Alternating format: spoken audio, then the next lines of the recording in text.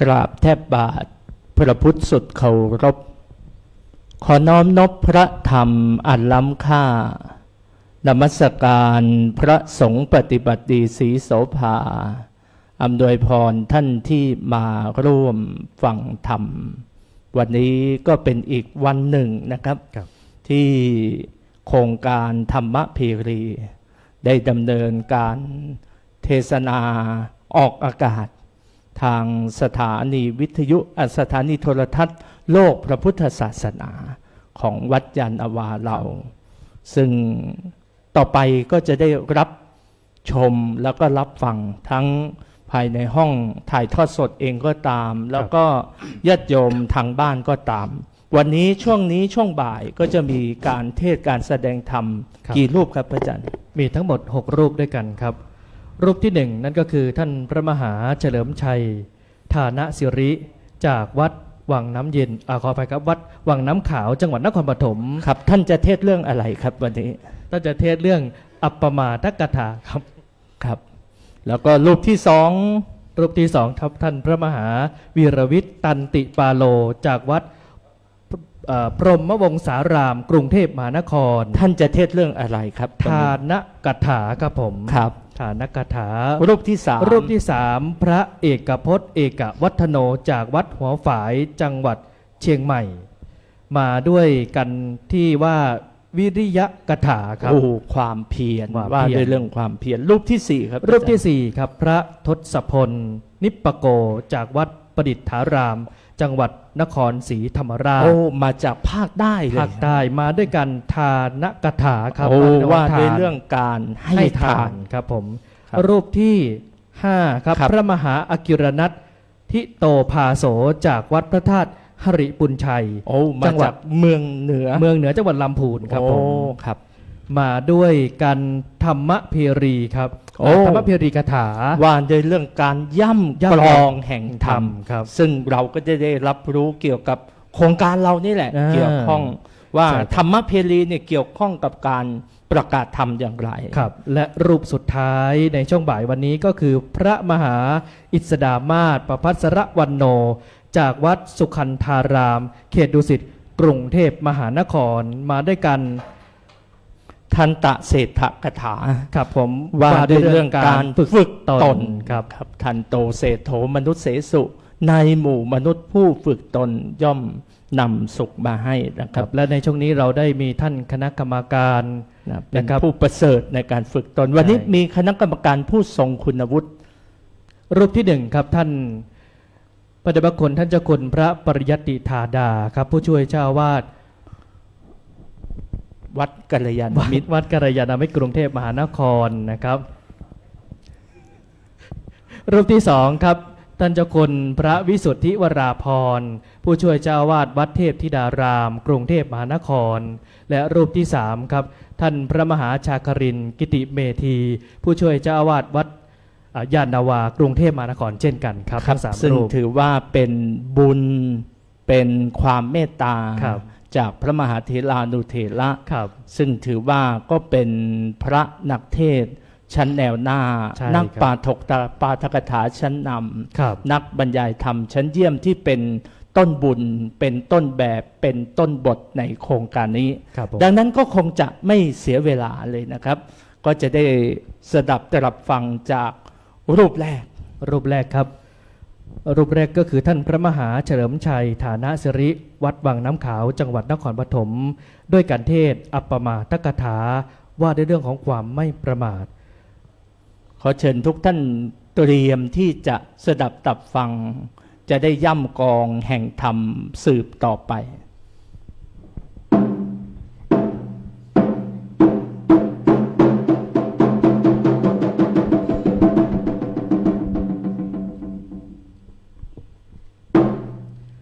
ปรมาจโลกาธิปติสหัมปติกัดอัญชลีอันทิวรังอายาจทาสันติทัสสตาปรชาขชาติกาเทเสตุธรรมังอนุกรรมปิมังปะชังนะโมตัสสะภะคะวะโต โตอะระหะโตสัมมาสัมพุทธัสสะนะโมตัสสะภะคะวะโตอะระหะโตสัมมาสัมพุทธัสสะนะโมตัสสะภะคะวะโตอะระหะโตสัมมาสัมพุทธัสสะหันทะธานิภิกขเวอามันตะยามิโววยะธัมมาสังขาราอัปปมาเทนะสัมปาเทธาติอินวโรกาสบัดนี้อาตมภาพจักได้แสดงพระธรรมเทศนาในอัปปมาทกถาพันนาโอวานุสาสนีขององค์สมเด็จพระชินสีสัมมาสัมพุทธเจ้าว่าด้วยเรื่องความไม่ประมาทอันเป็นปัจฉิมโอวาทก่อนที่พระองค์จะปรินิพพานในวาระพิเศษที่วัดยานนาวาจัดฝึกพระนักเทศธรรมเพรีย่ำกลองแห่งธรรมรุ่นที่หนึ่งถวายเป็นพระราชกุศลแด่พระบาทสมเด็จพระเจ้าอยู่หัวในโอกาสมหามงคลเฉลิมพระชนมพรรษาครบ6 รอบ72 พรรษาธรรมเพรีสร้างวิถีของนักเทศให้วิเศษด้วยหลักธรรมอันล้ำค่าย่ำกลองธรรมปลุกใจให้ศรัทธาทั่วโลกาจิตสดใสใฝ่ธรรมดีทั้งหมดทั้งมวลนี้เพื่อประคับประคองฉลองศรัทธาประดับสติปัญญาบารมีเพิ่มพูนกุศลบุญญาลาสีในส่วนธรรมัสวนะใหม่เพื่อเป็นกำลังใจในสัมมาปฏิบัติแก่ท่านสาธุชนพุทธบริษัทดังที่อัตมภาพจะได้อธิบายสืบต่อไปตามสมควรแก่เวลาเขาบอกว่าวันไหนๆไม่สำคัญเท่าวันนี้เป็นวันที่สำคัญกว่าวันไหน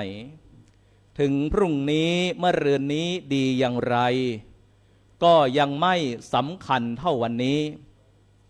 ถามว่าทำไมวันนี้ถึงเป็นวันที่สำคัญ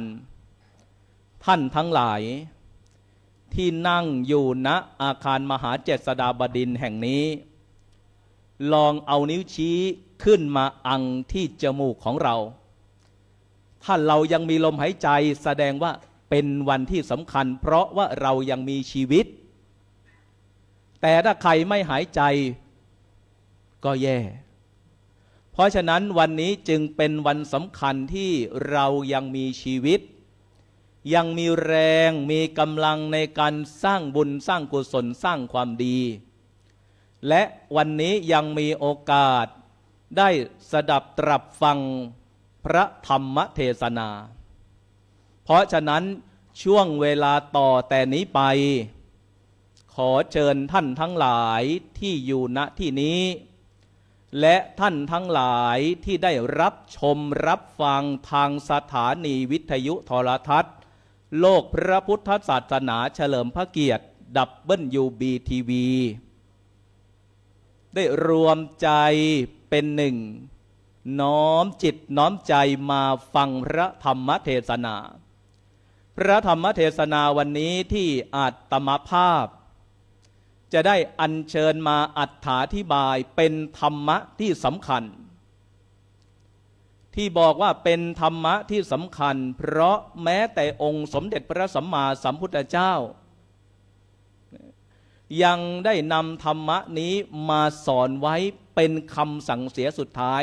เรียกว่าเป็นปัจฉิมโอวาทเกี่ยวเนื่องด้วยกับความไม่ประมาทความไม่ประมาทนี้ถ้าจะถามว่าไม่ประมาทในอะไรบ้างก็ตอบว่าหนึ่งไม่ประมาทในวัยสองไม่ประมาทในการศึกษาสามไม่ประมาทในเวลาสี่ไม่ประมาทในความไม่มีโรคและห้าไม่ประมาทในการใช้ชีวิตแต่เพื่อเป็นข้อคิดให้จดจำธรรมะได้ง่ายให้ท่านทั้งหลายน้อมนำไปปฏิบัติให้ท่านทั้งหลายน้อมนำไปปฏิบัติอาตมาภาพจะได้รวบลัดเป็นหลัก4ประการว่า 1. หาให้ทันกิน 2. รู้ให้ทันการ 3. ทำงานให้ทันเขาและ 4. อย่าหลงเงาตัวเองจำได้หรือยัง 1. หาให้ทันกิน 2. รู้ให้ทันการ 3. ทำงานให้ทันเขาและ 4. อย่าหลงเงาตัวเองประการที่ 1คำว่าหาให้ทันกินก็คือต้องทำมาหากินให้พอกับรายจ่ายไม่ให้ลำบากโดยยึดหลักทิฏฐธรรมมิกถประโยชน์คือประโยชน์ในปัจจุบันหรือว่าหัวใจเศรษฐีก็คืออุอากะสะยึดให้ได้อุอากะสะเป็นตัวย่อหรือจำง่ายๆก็คือ 1. หาเงินได้ใช้เงินฉลาดไม่ประมาทเรื่องคนวางตนสมฐานะคืออันนี้คือหลักของความไม่ประมาทข้อที่ 1ประการที่ 2รู้ให้ทันการก็คือการเวลาที่มันเปลี่ยนแปลงไปอยู่ตลอดเราก็ต้องวิวัฒนาการตัวเองให้เข้ากับโลกให้ทันยุคทันสมัยมีปริศนาธรรมข้อ 1ได้กล่าวไว้น่าคิดว่าพญายักษ์ตนหนึ่งนามีหน้า3หน้ามีตา2ข้างข้างหนึ่งสว่างข้างหนึ่งริบรีมีปาก12ปากฟันไม่มากปากละ30ซี่พญายักษ์ตนนี้คืออะไรท่านทั้งหลายที่อยู่ณที่นี้และที่ชมทางสถานีวิทยุโทรทัศน์ถ้าใครเคยได้ฟังก็คงจะพอจะทราบแต่ใครที่ยังไม่ได้ฟังก็มีคำเฉลยว่าพญายักษ์ตนหนึ่งนามีหน้า3หน้าก็หมายเอามี3ฤดูคือฤดูร้อนฝนแล้วก็หนาวมีตา2ข้างข้างหนึ่งสว่างข้างหนึ่งริบรีก็คือมีทั้งกลางวันและกลางคืนมีปาก12ปากฟันไม่มากปากละ30ซี่ปาก12ปากหมายเอา1ปีมี12เดือนในแต่ละเดือนมีประมาณ30วันกินสัตว์ทั่วทั้งปัทภีพญายักษ์ตนนี้นักปราชญ์ท่านเฉลยว่าคือการเวลาดังมีพระบาลีรับรองไว้ว่าผู้สัพกาโลคัสสติภูตานิสัพพาเนวะสหัตตนาการเวลาย่อมกลืนกินสรรพสัตว์ไปพร้อมกับตัวมันเองเพราะฉะนั้นท่านทั้งหลายการเวลากลืนกินทุกสรรพชีวิตแม้กระทั่งตัวของมันเองเพราะฉะนั้นเราทำอะไรอยู่เวลาทุกนาทีมันมีค่าดังที่เขาบอกว่าทุกเวลานาทีมีค่ามหาศาลเวลาผ่านล่วงลับมิกลับหลังเวลาทอนกล่อนชีวิตอนิจจังเพราะฉะนั้นอย่านอนนั่งนิ่งเฉยเลยผ่านไปควรคำนึงถึงเวลาฆ่าชีวิตอย่าหลงผิดปล่อยเวลาพาถลายค่าของคนร่นถอยน้อยตามวัยเพราะฉะนั้นมีสิ่งใดเป็นประโยชน์โปรดรีบทำอันนี้คือหลักข้อที่ 2รู้ให้ทันการประการที่ 3เรียกว่าทำงานให้ทันเขาปัจจุบันนี้หลายคนหลายท่านทำงานไม่ทันเขาคือขาดวิริยะข้อนี้อยู่ในไหนอยู่ในอิทธิบาทธรรมคือคุณเครื่องแห่งความสำเร็จเพราะฉะนั้นการจะทำงานให้ทันเขาต้องใช้หลักของอิทธิบาทถ้าจะอุปมาก็อุปมาเหมือนเราขึ้นต้นมะพร้าวใครที่จะขึ้นต้นมะพร้าวเนี่ยต้องมีฉันทะวิริยะจิตตะและวิมังสาฉันทะคือความรักความชอบใจวิริยะความเพียรความขยันจิตตะเอาใจจดจ่อตั้งใจแล้วก็วิมังสาหมั่นพิจารณาคนจะขึ้นมะพร้าวเนี่ยต้องกอดต้นมะพร้าวกอดให้แน่นๆถ้าไม่แน่นเดี๋ยวมันก็ตกพอกอดแล้วก็ต้อง ใช้ความเพียรขยับขึ้นไปเรื่อยๆก่อนจะแทรกตัวขึ้นไปข้างบนก็ต้องพิจารณาหาช่องทางให้ดีว่าจะแทรกขึ้นไปทางไหนได้เมื่อขึ้นไปได้แล้วต้องเลือกเอาจันทร์เอาที่ลูกที่มันหอมมันหวานที่สุดแต่ถ้าใครขึ้นต้นมะพร้าวปราศจากอิทธิบาทสี่พอจะถึงคอมะพร้าวด้านบนนะถ้าไม่มีอิทธิบาทไม่มีวิริยะก็จะร่วงแพรดลงมาคลองอยู่โคนต้นทีนี้เราจะไม่ได้กินมะพร้าวแถมยังเสียมะนาวอีก2 ลูกเพราะฉะนั้นอันนี้คือหลักของความไม่ประมาทข้อที่3หลักของความไม่ประมาทข้อที่4ก็คืออย่าหลงเงาตัวเองอย่าหลงท่านอย่าหลงว่าเราดีอย่าหลงว่าเราเก่งอย่าหลงว่าเราดังเพราะอะไรเพราะสุดท้ายทุกคนต้องตายด้วยกันทั้งนั้นเขาบอกว่าหลงตนลืมตายหลงกายลืมแก่หลงสามีภรรยาลืมพ่อลืมแม่หลงเหล้าหลงกระแช่ลืมคุกลืมตารางเพราะฉะนั้นอันนี้คือหลักของความไม่ประมาทให้ท่านทั้งหลายน้อมนำไปพินิจพิจารณาตามที่อัตมภาพได้ชี้แจงแสดงมาดังอุเทศบทในปรินิพพานสูตรพระสุตตันตปิฎกทีฆนิกายมหาวรรคว่าหันทธานิภิกขเวเป็นอาทิแปลเป็นใจความตามพระบาลีว่าดูก่อนภิกษุทั้งหลายบัดนี้เราขอเตือนเธอทั้งหลายว่าสังขารทั้งหลายมีความเสื่อมไปเป็นธรรมดาเธอทั้งหลายจงกระทำความไม่ประมาทให้ถึงพร้อมเถิดเพราะฉะนั้นท่านทั้งหลายเรามีโอกาสได้เกิดมาเป็นคนเป็นมนุษย์พบกับพระพุทธศาสนาจงใช้ชีวิตด้วยความไม่ประมาทถ้าจะถามว่าเรานะไม่สามารถหลีกลี่หนีพ้นความแก่ได้ไม่สามารถหนีพ้นความพลัดพรากจากของรักได้ไม่สามารถหนีพ้นจากความตายไปได้แต่เราจะแก่อย่างไรพลัดพรากจากของรักอย่างไรและพบกับจุดจบคือความตายอย่างไรใจจึงจะไม่เป็นทุกข์ก็ด้วยการที่เราตั้งอยู่ในความไม่ประมาทดังพระธรรมเทศนาที่อัตมภาพได้ชี้แจงแสดงมาแล้วนี้เทศนาวสาเนท้ายที่สุดแห่งพระธรรมเทศนารัตนัตยานุภาเวนะด้วยอนุภาพแห่งคุณพระศรีรัตนตรัยจงดลบันดาลให้ทุกท่านเจริญด้วยอายุวันนะสุขภละปฏิภาณธรรมสารสมบัติธนสารสมบัติคิดสิ่งหนึ่งประการใดที่ชอบประกอบด้วยธรรมขอให้พันสำเร็จสมปรารถนาทุกประการขออำนาจพุทธรัตน์กำจัดทุกข์เจริญสุขสิริศักดิ์มีหลักฐานขออำนาจพระธรรมรัตน์กำจัดพานให้ไพศาลผุดผ่องพ้นผองภัยขออำนาจพระสังฆรัตน์กำจัดโรคให้พ้นโศกสืบชนจนเกินไขขออำนาจพระไตรรัตน์ดังฉัตรชัยเจริญวัยเจริญศรีทวีพรมีลาภยศสรรเสริญเจริญยิ่งประสบสิ่งสุขเลิศประเสริฐสีจตุรพรได้พิพัฒน์สวัสดีปลอดราคีเปรียบจันทร์ในวันเพ็ญประสงค์ใดได้สมดังมโนรสเกียรติปรากฏจำกายไร้ทุกเข็นบรรลุสว่างออกดับและหยุดเย็นได้รู้เห็นพุทธธรรมสำราญเอ่ยแสดงพระธรรมเทศนาในอัปปมาทกถาพอสมสมัยได้เวลามาตามประสงค์จึงขอสมมุติยุติลงคงไว้แต่เพียงเท่านี้เอวังก็มีด้วยประการฉะ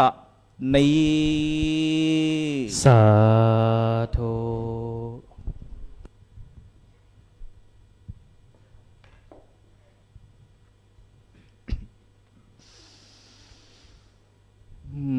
ยะถาวาริวะหาปุราปริปุเรนติสาครัง เอวะเมวะอิโตทินังเปตานังอุปกัปปติอิจิตังปัตถิตังตุมมหังคิปะเมวะสมิจฉโตสัพเพปุเรนโตสังกัปปาจันโท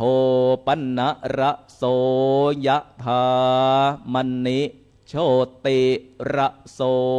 ยะธาสัพพิติโยวิวัชชันโตสัพพะโรโควินัสสโตมาเตภวัตวันตรายโยสุขีทีขายุโกภวะอภิวาทนะสีลิสะนิจจังวุฒาปจายโนจัตตารโอธรรมาวัฏันติอา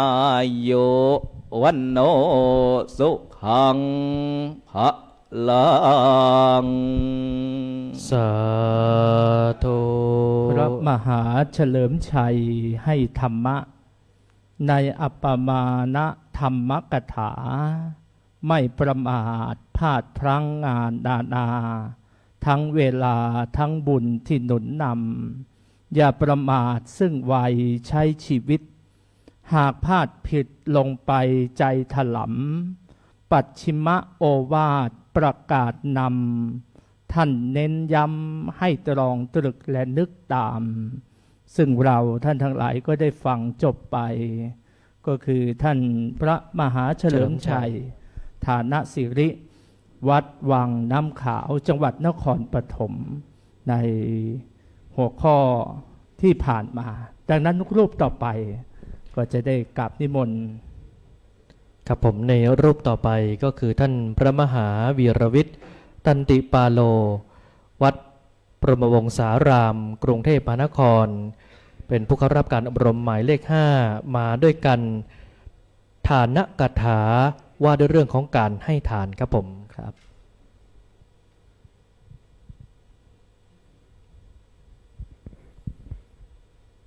ซึ่งรูปแรกก็ลีลาการเทศนาครับสุดยอด เป็น นะครับ สาระที่กระชับจับประเด็นเน้นหลักธรรม ครับ นำให้คิดโดยเฉพาะหาให้ทันกินรู้ให้ทันการทำงานให้ทันเขาและอย่าหลงเงาตนเองนะครับ ผม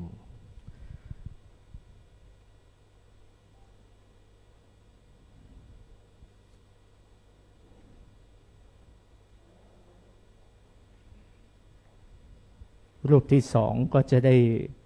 ลั่นกลองแห่งธรรมสืบต่อไป ครับแล้วเมื่อทุกท่านพร้อมแล้วเราจะได้รับฟังพระธรรมเทศนาในกันที่สองจากท่านพระมหาวีรวิทย์ตันติปาโลวัดพรหมวงศารามกรุงเทพมหานครมาด้วยกัน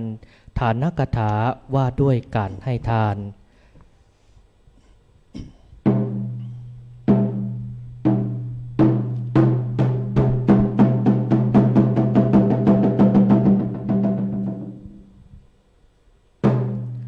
พระมาจโลกาธิปติสหัมปติ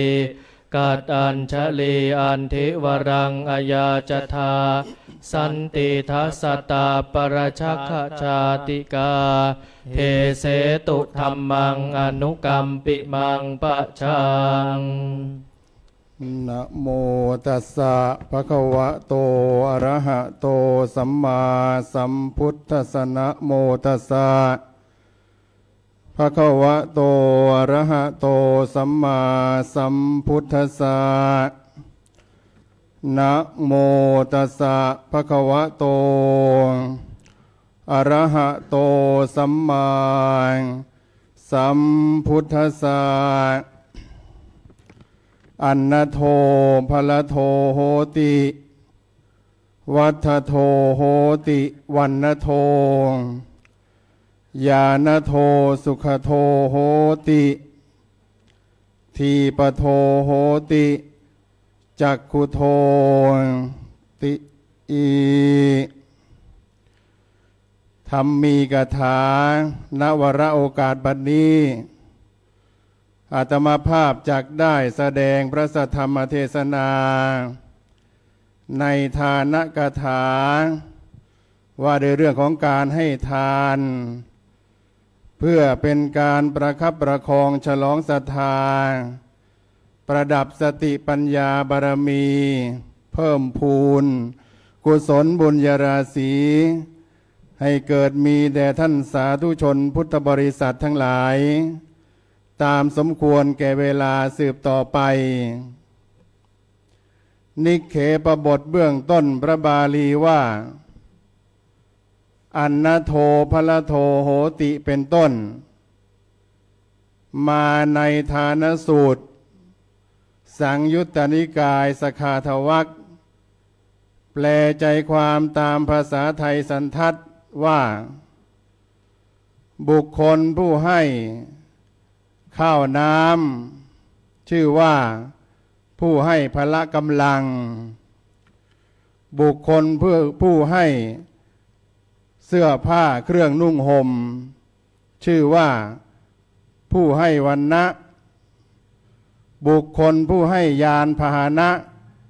การเดินทางอันสะดวกสบายชื่อว่าผู้ให้ความสุข ส่วนบุคคลผู้ให้ประทีปแสงสว่างชื่อว่าผู้ให้จักษุคือปัญญา เพราะฉะนั้น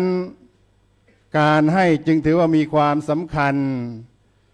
เป็นสิ่งเบื้องต้นที่มนุษย์ทั้งหลายที่อยู่ในสังคมร่วมกันนั้นจะต้องเผื่อแผ่แบ่งปันซึ่งกันและกันเรียกว่าทานคำว่าทานนั้นแปลว่าการแบ่งปันเป็นสิ่งที่ทำได้ง่ายสำหรับคนบางคนแต่ก็ทำได้ยากสำหรับคนบางคนเช่นกันหรือทำได้ง่ายแต่ก็ให้อานิสงส์ที่เล็กน้อยสำหรับผู้ที่ไม่มีความตั้งใจทานนั้นถ้าเราอยากจะให้มีอานิสงส์หรือว่ามีผลตอบแทนที่มากท่านบอกว่าต้องประกอบไปด้วยเจตนาทั้งสามการเจตนาทั้งสามการนั้นการที่หนึ่งเรียกว่าบุพพเจตนาเจตนาในส่วนเบื้องต้นเมื่อเราจะให้ทานวัตถุสิ่งของเหล่าใดเหล่าหนึ่งที่หามาได้ด้วยกำลังแห่งแข้งด้วยการงานที่เป็นอาชีวะบริสุทธิ์สุจริตไม่ได้ไปเบียดเบียนเอาของใครมาไม่ได้ไปคดโกงเอาของผู้อื่นมาไม่ได้ไปลักเล็กขโมยน้อยเอาของที่เจ้าของหวงแหนนั้นมาเป็นของตนอย่างนี้เขาเรียกว่าเป็นทานที่บริสุทธิ์บุพเจตนาในส่วนเบื้องต้นนอกจากทานที่บริสุทธิ์มีผู้รับหรือปฏิฆาหกที่บริสุทธิ์ทายกทายิกาก็มีจิตใจที่ปรารถนาบุญกุศลด้วยความบริสุทธิ์ใจเต็มใจจะให้เหมือนที่โบราณอาจารย์ท่านได้กล่าวไว้ว่าถ้าคิดจะได้จึงให้ย่อมมีได้มีเสียแต่ถ้าคิดจะให้จึงให้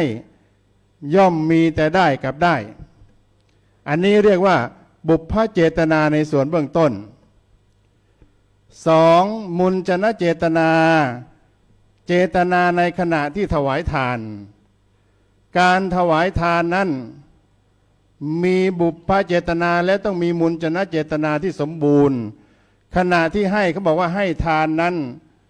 อานิสงส์ของการให้ทานมีหลากหลายประการถ้าเราให้ด้วยความเต็มใจย่อมได้ของตอบแทนกลับมาหรือผลตอบแทนกลับมาได้อย่างสะสมอันเนี้ยมีความศรัทธาในขณะให้เต็มใจที่จะให้สามอัปปราประเจตนาเจตนาในส่วนที่สามหลังจากให้ไปแล้วมีความเต็มใจนึกขึ้นเมื่อใดแล้วมีความสุขเหมือนที่โบราณอาจารย์ท่านได้กล่าวไว้ว่าทานหรือการทำทานให้ทานนั้นเพื่อต้องการบุญมีอานิสงส์สองประการอานิสงส์พิเศษนึกไปข้างหน้ามีความหวังนึกย้อนหลังมีความสุข บางคนก่อนจะหยอดตู้ทำบุญ20 บาทอธิษฐาน ขอให้ข้าพเจ้าได้ถูกลอตเตอรี่รางวัลที่1 30 ล้าน ก็แล้วแต่จะทำมีความหวังว่าจะได้งวดนี้2 ตัวไม่ได้3 ตัวไม่ได้ อย่างน้อยขอให้เฉียดไว้ก่อนก็แล้วกัน สักนิดหนึ่งก็ยังดี มีความหวังขึ้นมาแล้ว นึกย้อนหลังมีความสุขหลังจากทำบุญทำทานไปแล้ว ผ่านไป10 วัน20 วัน1 ปี20 ปีนึกขึ้นมาได้ เคยได้มาบำรุงพระภิกษุที่เข้าร่วมอบรมโครงการธรรมเพรีย่ำกลองแห่งธรรมณวัดยานนาวาแห่งนี้ ซึ่งเป็นรุ่นที่1บางท่านมาร่วมถวายความอุปการะ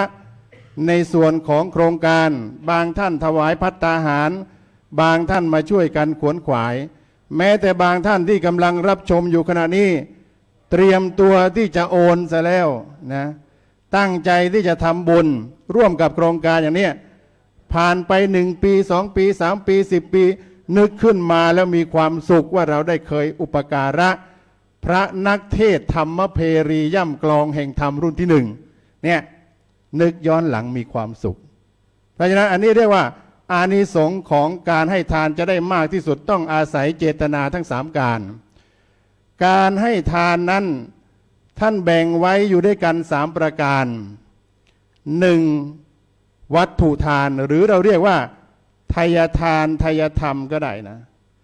วัตถุทานการให้วัตถุสังเกตง่ายๆหรือเข้าใจง่ายๆก็คือปัจจัย4ไม่ว่าจะเป็นจีวรเครื่องนุ่งห่มไม่ว่าจะเป็นบิณฑบาตอาหารถ้าเป็นพระเรียกว่าบิณฑบาตถ้าเป็นญาติโยมก็เรียกว่าอาหารเครื่องนุ่งห่มของพระก็คือจีวรข้อที่4เสนาสนะที่อยู่อาศัยบำรุงเลี้ยงดูด้วยที่อยู่อาศัยหรือข้อที่4ยารักษาโรคถวายความสะดวกให้แก่พระคุณเจ้ารักษาพยาบาลให้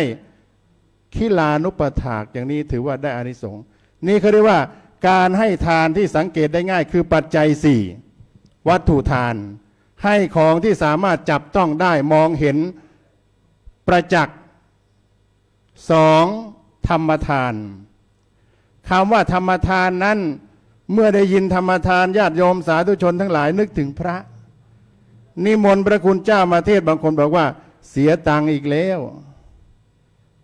การเทศไม่จำเป็นต้องพระก็ได้ในสมัยพุทธกาลแม้แต่หมูยังเทศได้สุกโรวาทะนะแม้แต่หมูยังเทศได้แต่ถามว่าจริงๆคำว่าธรรมทานนั้นไม่จำเป็นต้องเทศเสมอไปก็ได้พ่อแม่เลี้ยงดูบุตรธิดาด้วยความรักสั่งสอนให้เป็นคนดีของสังคมของครอบครัวปลูกฝังวัฒนธรรมที่ดีงาม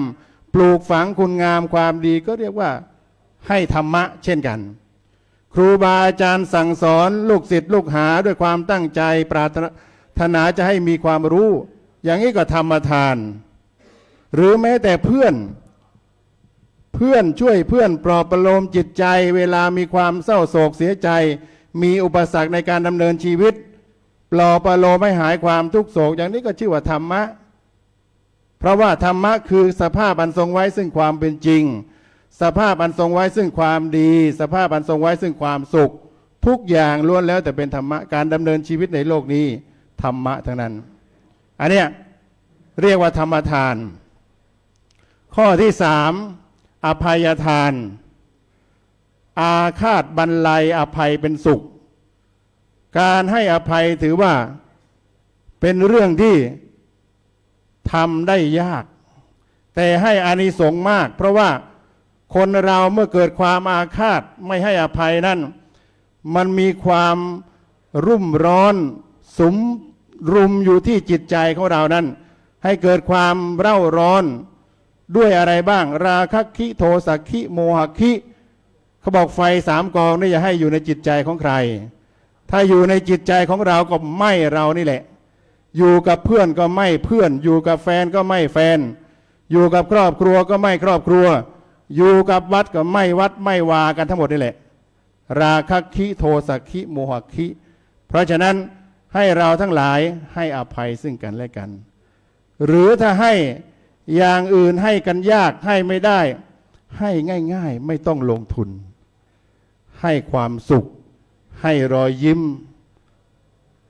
ยิ้มเธอยิ้มยิ้มเย็นเย็นอย่าเป็นยักษ์ยิ้มเธอยิ้มยิ้มน่ารักเป็นนักหนา ยิ้มเธอยิ้มยิ้มสดใสวิไลตา ยิ้มเธอยิ้มยิ้มนำพามิตรสัมพันธ์ ยิ้มเธอยิ้มยิ้มหยาดหยดความสดชื่น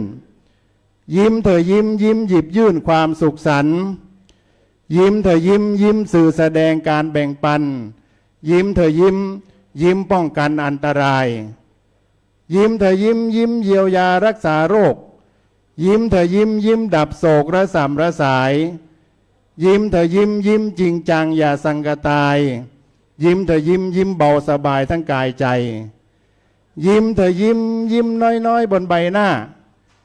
ยิ้มเธอยิ้มยิ้มนำพาให้สดใส ยิ้มเธอยิ้มยิ้มพาให้สุขหรือไทย ยิ้มเธอยิ้มยิ้มให้ชื่นรื่นอุรา ยิ้มให้กันสักนิดแล้วชีวิตจะมีความสุข วันนี้ยิ้มกันหรือยังยิ้มแล้วเราจะมีความสุข เชื่อเถอะอาตมาเรียนมา เพราะฉะนั้นก็ให้ทุกคนยิ้มให้กัน ให้อะไรไม่ได้ก็ให้รอยยิ้มเนี่ยง่ายที่สุด เพราะฉะนั้นการให้ทานจึงสำคัญแม้แต่พระพุทธองค์ ซึ่งเป็นศาสดาเอกของเราทั้งหลาย ก่อนที่พระองค์จะได้มาบรรลุตรัสรู้เป็นอนุตตรสัมมาสัมโพธิญาณเป็นพระพุทธเจ้าเนี่ยพระองค์ชาติสุดท้ายก็บำเพ็ญทานบารมีคือการให้ทุกอย่าง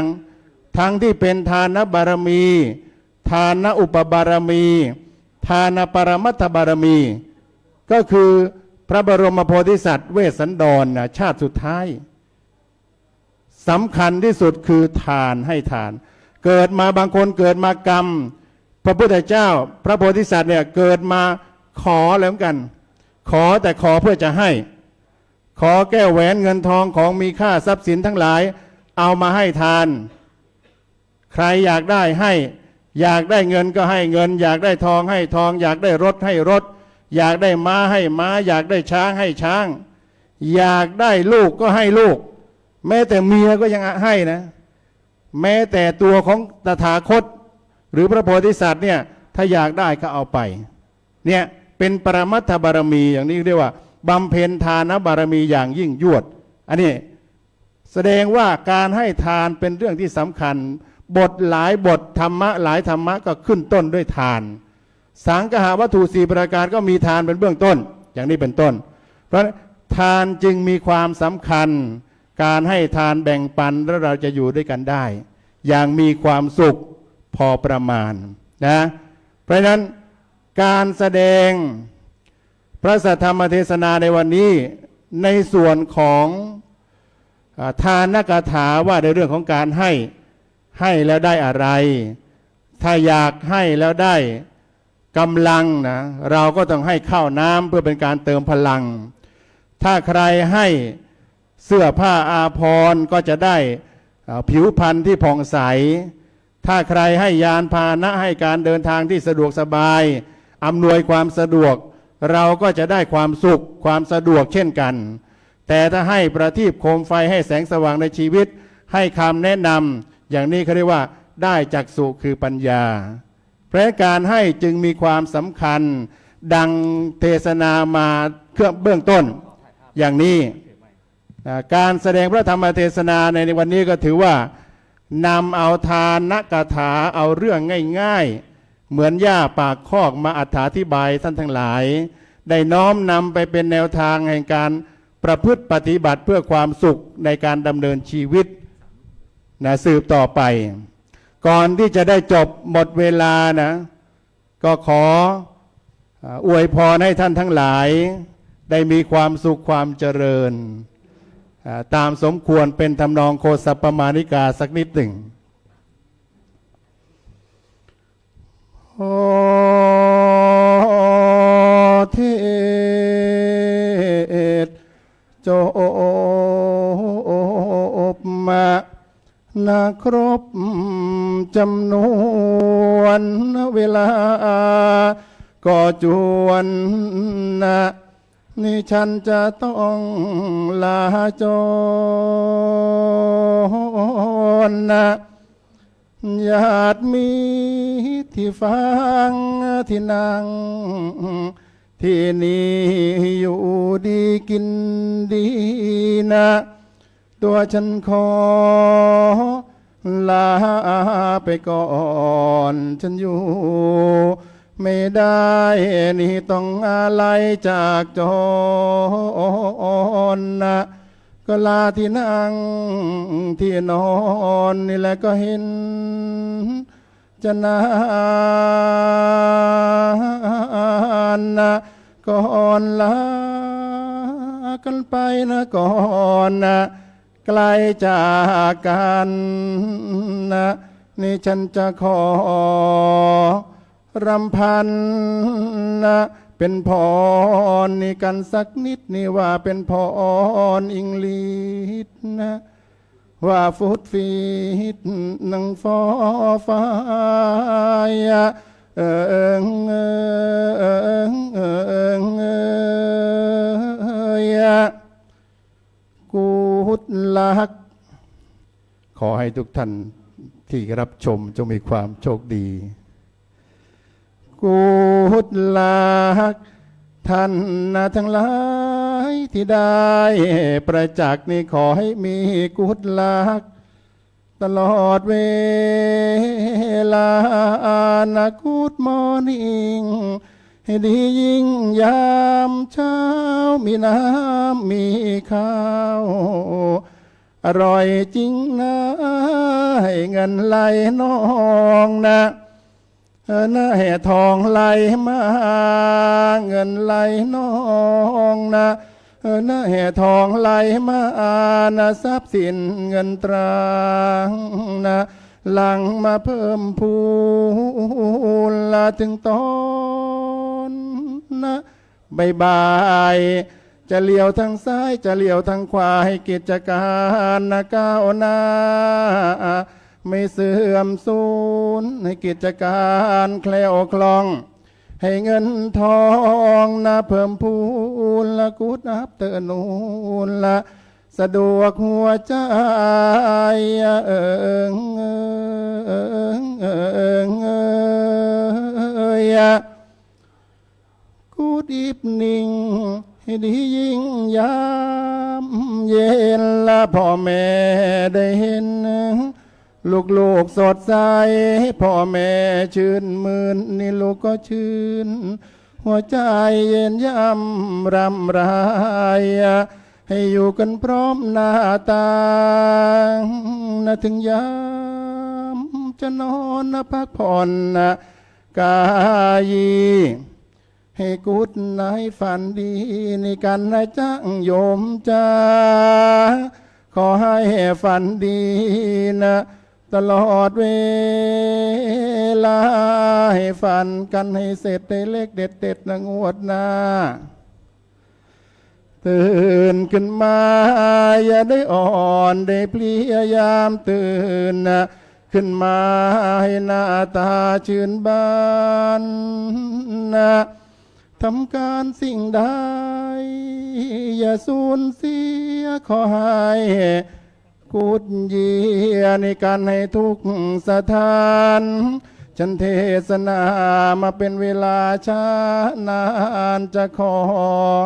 อวสานโดยการกุดบายเอิงเอิงเอยก่อนลากันไปนะก่อนไกลจากกันนะ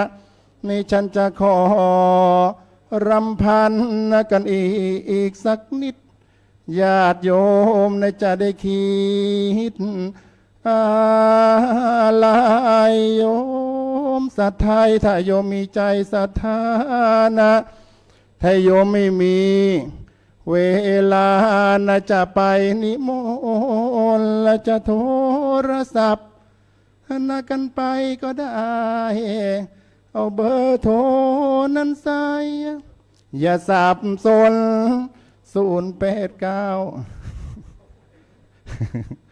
089นั่นคือรหัสนี่จำกันให้ชัดในโยมทุกคนละอันนี้เบอร์โทรพระมหาวีระวิทย์นะ089-694-8783โปรดฟังซ้ำอีกครั้ง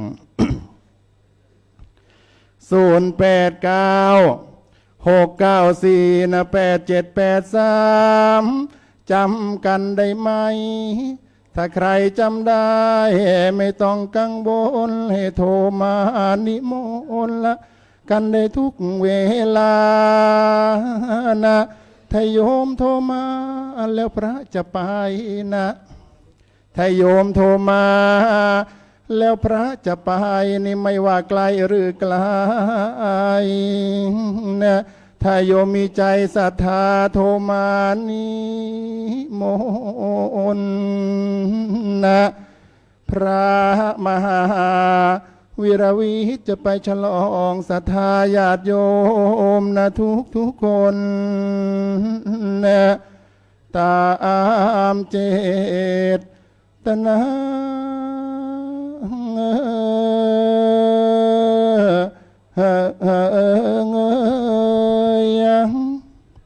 เทศนาประโยชน์สาเนในกาลวาสาในการแสดงพระสัทธรรมเทศนาสัพพพุทธานุภาเวนะด้วยอำนาจแห่งด้วยอนุภาพแห่งพระพุทธเจ้าทุกๆพระองค์สัพพธรรมานุภาเวนะด้วยอำนาจแห่งพระธรรมทั้ง 84,000 พระธรรมขันธ์สัพพสังฆานุภาเวนะด้วยอำนาจแห่งพระสงฆ์ผู้ปฏิบัติดีปฏิบัติชอบปฏิบัติตรงปฏิบัติเพื่อความพ้นทุกข์ด้วยอำนาจแห่งคุณงามความดีที่ท่านสาธุชนทั้งหลายได้ร่วมกระทำบำเพ็ญตั้งแต่ต้นจนถึงปัจจุบันจงมารวมกันเป็นตปะเตชะพลวะปัจจัยอำนวยอวยชัยให้ท่านทั้งหลายจงประสบแต่ความสุขความเจริญมีสุขภาพพลานามัยร่างกายแข็งแรงปราศจากทุกโศกโรคภัยเดินทางใกล้ไกลไปรถลงเรือขึ้นเหนือล่องใต้ก็ขอให้ประสบแต่ความสวัสดีเจริญไปด้วยจตุรพิธพรชัยทั้ง4ประการอายุยั่งยืนนานร้อยการฝนวันณะล้นดีเลิศประเสริฐศรีสุขะทุกทิพาและราตรีพละมีเยี่ยมยอดตลอดกาลเทศนาบรรหารก็พอสมสมัยได้เวลาขอยุติพระธรรมเทศนาลงคงไว้แต่เพียงเท่านี้เอวังก็มีด้วยประการฉะนี้สาธุนิมนต์ให้พรครับ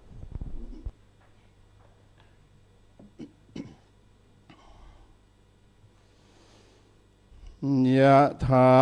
วาริวหาปุราปริปูเรนติสาครังเอวะเมวะอิโตทินังเปตานังอุปกปติอิจิตังปฏิตังตุมหังคิปเมวะสมิจฉตุ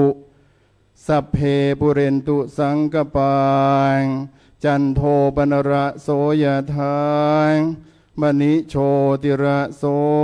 ยถาสัพพีติโยวิวัชชันตุสัพพะโรโควินัสตุมาเตภวัตวันตรายโยสุขีทีคายุโกภวะอภิวาทนาสีลิสะนิจจังวุธาปจายโนจตารโอธรรมาวัฏันติอายุวันโนสุขังพระลังสาธุ พระมหาวีรวิทย์ลิขิตบทในอุเทศกำหนดทานกถามหัศจรรย์การให้ได้ปัญญาให้มีค่าให้มีทุนให้อภัยก่อนจะให้ใจศรัทธาอย่าไหวหวั่นขณะทำใจมั่นไม่หวั่นไหวหวังทำทานหลังทำทานอย่างนี้ชื่นหัวใจหลัก3ไซส์บำเพ็ญทานเบิกบานเอ่ยซึ่งเราก็ฟังจบไปจากพระมหาวีรวิทย์ ตันติปาโลจากวัดพรหมวงศารามกรุงเทพมหานครที่ท่านได้เทศนาไปเมื่อสักครู่ก็คือทานกถาว่าด้วยเรื่องของการให้ทาน ครับ ซึ่งการให้ทานก็คือการให้นะครับท่านบอกว่า ครับ ให้ไม่ว่าจะเป็นอามิสทานหรือว่าอะไรต่างๆ คือการให้ต่างๆการให้สิ่งของการให้กำลังใจก็เป็นการให้ทั้งหมด แม้กระทั่งการให้อภัย ใช่ ต่อไปรูปที่สาม รูปที่3ของในช่วงบ่ายวันนี้ก็คือท่านพระเอกพจน์เอกวัฒโนจากวัดหัวฝายจังหวัดเชียงใหม่ ซึ่งเป็นผู้เข้ารับการอบรมหมายเลข34ครับมาด้วยวิริยะกถาว่าด้วยความเพียรครับผม ครับ ดังนั้นเราก็จะได้สดับตรับฟัง ซึ่งตั้งแต่เรื่องแรกก็คืออัปปมา อัปปมาทกถา แล้วก็ ว่าด้วยความไม่ประมาท ครับแล้ว กัน ก็ ที่สอง ทานกถา ฐานกถาที่จบไป และรูปที่สาม วิริยะกถาว่าด้วยเรื่องของความเพียรครับผม ครับ ดังนั้นก็ถือว่าเราได้ฟังธรรมเต็มอิ่ม ครับ เมื่อสักครู่ก็ได้ฟังทำนองโคสัปปมาณิกา อ่า ครับ แล้วก็แจกเบอร์โทร แจกเบอร์โทร แจกเบอร์โทร ครับ เดี๋ยวโทรเต็มครับ จริงๆผมเป็นห่วงท่านกลัวคอเซ็นเตอร์โทรหา ใช่ ท่านมากเลย ครับ นะครับ แจกเบอร์โทรแบบนี้เสี่ยงนะครับทุกวันนี้แต่ว่าญาติโยมสาธุชนท่านใดที่อยากจะนิมนต์ท่านไปแสดงธรรมก็นิมนต์ตามเบอร์โทร ครับ เชิญได้ตามเบอร์โทรนั้นเลยนะครับ ครับ ครับ ดังนั้นเราก็จะได้สดับตรับฟังรูปที่สามสืบต่อไป ครับต่อไปจะเป็นการแสดงพระธรรมเทศนาของพระเอกพจน์เอกวัฒโนจากวัดหัวฝายจังหวัดเชียงใหม่ ด้วยวิริยะกถาว่าด้วยความเพียรขอเชิญรับฟังพระธรรมเทศนาครับ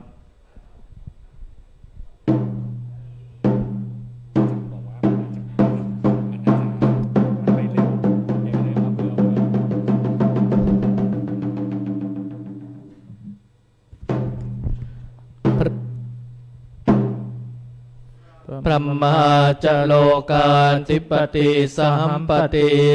กัดอัญชลีอันทิวรังอายาจทาสันติทัสสตาปรชาคชาติกาเทเสตุธรรมังอนุกัมปิมังปัจฉัง อัญเชิญพระธาตุเจ้า เจดีย์ในวัดยานนาวานีโลกไว้มาอวยใจโจกดี แก่ตันและนาดับทุกโศกหมดไม้มาลายหายสูญนะโมตัสสะภะคะวะโตอะระหะโตสัมมาสัมพุทธัสสะนะโมตัสสะภะคะวะโตอะระหะโตสัมมาสัมพุทธัสสะนะโมตัสสะภะคะวะโตอะระหะโตสัมมาสัมพุทธัสสะวิริเยนะทุกขมัจเจติติณโอกาสบัดนี้อาตมภาพจักได้รับประทานแสดงพระสัทธรรมเทศนาพันนาสาสโนวาทประกาศคำสั่งสอนขององค์สมเด็จพระชินวรบรมศาสดาสัมมาสัมพุทธเจ้าในวิริยกถาพันนาว่าด้วยเรื่องบุคคลจะล่วงทุกข์ได้ด้วยความภาคเพียรเพื่อเป็นเครื่องประคับประคองฉลองศรัทธาประดับปัญญาบารมีเพิ่มพูนกุศลบุญญาราศีที่ท่านพุทธเมธีชน และกัลยาณมิตรทั้งหลาย ผู้ใคร่ในธรรมะตั้งจิตมาแต่ไกลตั้งใจมาแต่บ้านมีศรัทธาประกอบการกุศลที่มาพร้อมกันณสถานที่แห่งนี้สถานีวิทยุโทรทัศน์โลกพระพุทธศาสนาเฉลิมพระเกียรติ WBTV ณวัดยานนาวาขอท่านทั้งหลายจงตั้งจิตเปลนปานประหนึ่งว่าเป็นภาชนะทองคอยรองรับพระสัทธรรมเทศนาเพื่อที่จะให้เกิดอานิสงส์แห่งการฟังธรรมกล่าวคือได้ความรู้ใหม่ได้วิจัยเรื่องเก่าได้บรรเทาข้อกังขาได้พัฒนาความคิดได้ยกจิตให้แจ่มใสยกใจให้เยือกเย็นดังมีผู้รู้ท่านได้กล่าวบทกลอนบทหนึ่งไว้ว่าน้ำพระธรรมนั้นเลิศประเสริฐแน่ใช้รสแก้ความสวยสวยทุกอย่างรสที่ใจดวงใจใสสะอางอย่าเลิกร้างห่างวัดหัดฟังธรรมซึ่งจะดำเนินให้เป็นไปตามสมควรแก่กาลสมัยในเวลาสืบต่อไปตามนิยมบรรหารแห่งเทศนาภาษิตที่ได้ยกขึ้นไว้เป็นนิเขมปบทณเบื้องต้นนั้นว่าวิริเยนะทุกขมัจเจติแปลความได้ว่าบุคคลใดบุคคลหนึ่งจะล่วงทุกข์ได้ก็เพราะความภาคเพียรพยายามเป็นที่ตั้งท่านทั้งหลายคนเราในโลกใบนี้หากถือกำเนิดเกิดเป็นมนุษย์คนหนึ่งคลอดออกจากท้องของแม่แล้วถือว่ามีทุกข์ติดตัวมาตั้งแต่วินาทีแรกในส่วนของคำว่าทุกข์นั้นองค์สมเด็จพระสัมมาสัมพุทธเจ้าท่านได้ทรงตรัสไว้ดังที่ปรากฏอยู่ในพระสูตรชื่อว่าธรรมจักกัปปวัตตนสูตรซึ่งกล่าวว่าอิทังโคปนะภิกขเวทุกขังอริยสัจจังนั้นหมายถึงว่าดูก่อนภิกษุทั้งหลายก็นี้แลเป็นทุกข์อย่างแท้จริงกล่าวคือชาติปิทุกขาแปลได้ว่าแม้การเกิดนั้นก็เป็นทุกข์ดังนี้เป็นอาทิในที่นี้นั้นคำว่าทุกข์หมายความว่าอย่างไรท่านสาธุชนทั้งหลายคำว่าทุกข์นั้นหมายถึงสภาพที่บีบคั้นทำให้เกิดความไม่สบายกายไม่สบายใจเหล่านี้เป็นสิ่งที่เกิดจากปัจจัยปรุงแต่งทำให้มีขึ้นมากบ้างน้อยบ้างเป็นธรรมดาซึ่งคำว่าทุกข์ในที่นี้นั้นอาตมภาพจะได้จำแนกแจกความเป็นสองประเภทอาตมภาพจะเรียกว่าทุกข์สองจอถามว่าทุกข์สองจอนั้นมันหมายความว่าอย่างไรล่ะทุกข์สองจอในที่นี้ในประการที่หนึ่งเรียกว่าสภาวะทุกข์หรือว่าทุกข์ประจำประการที่สองปกิณกทุกข์หรือว่าทุกข์จรนี่คือตัวจอตัวที่สองดังนี้ในประการแรกสภาวะทุกข์หรือว่าทุกข์ประจำนั้นหมายถึงทุกข์ที่มีอยู่ในตัวมนุษย์ทุกคนมันเกิดเป็นไปตามธรรมชาติของมันซึ่งได้แก่การเกิดการแก่การตายเหล่านี้จะต้องมีการเปลี่ยนแปลงไปอย่างสม่ำเสมอก็เพราะว่าสิ่งเหล่านี้นั้นเป็นสิ่งที่ตั้งอยู่ในสถานะเดิมได้ไม่นานนัก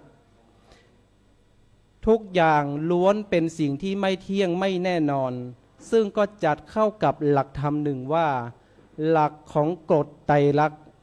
อนิจจังทุกขังอนัตตาการเกิดขึ้นตั้งอยู่และดับสลายไปในที่สุดดังองค์สมเด็จพระสัมมาสัมพุทธเจ้าท่านได้กล่าวไว้เป็นภาษาบาลีที่ว่ายังกินจิสมุทยธรรมัง สัพพันตังนิโรธธรรมันติ ซึ่งแปลความได้ว่าสิ่งหนึ่งสิ่งใดเกิดขึ้นเป็นธรรมดาสิ่งหนึ่งสิ่งนั้นย่อมดับไปเป็นธรรมดาเป็นต้นในประการที่สองท่านทั้งหลายประการที่สองนั้นเรียกว่าปกิณณกทุกข์หรือว่าทุกข์จรทุกข์จรในที่นี้หมายถึงทุกข์ที่เกิดขึ้นเป็นชั่วครั้งชั่วคราวซึ่งได้แก่ความโศกเศร้าความพิไรรำพันความทุกข์กายความทุกข์ใจความคับแค้นใจ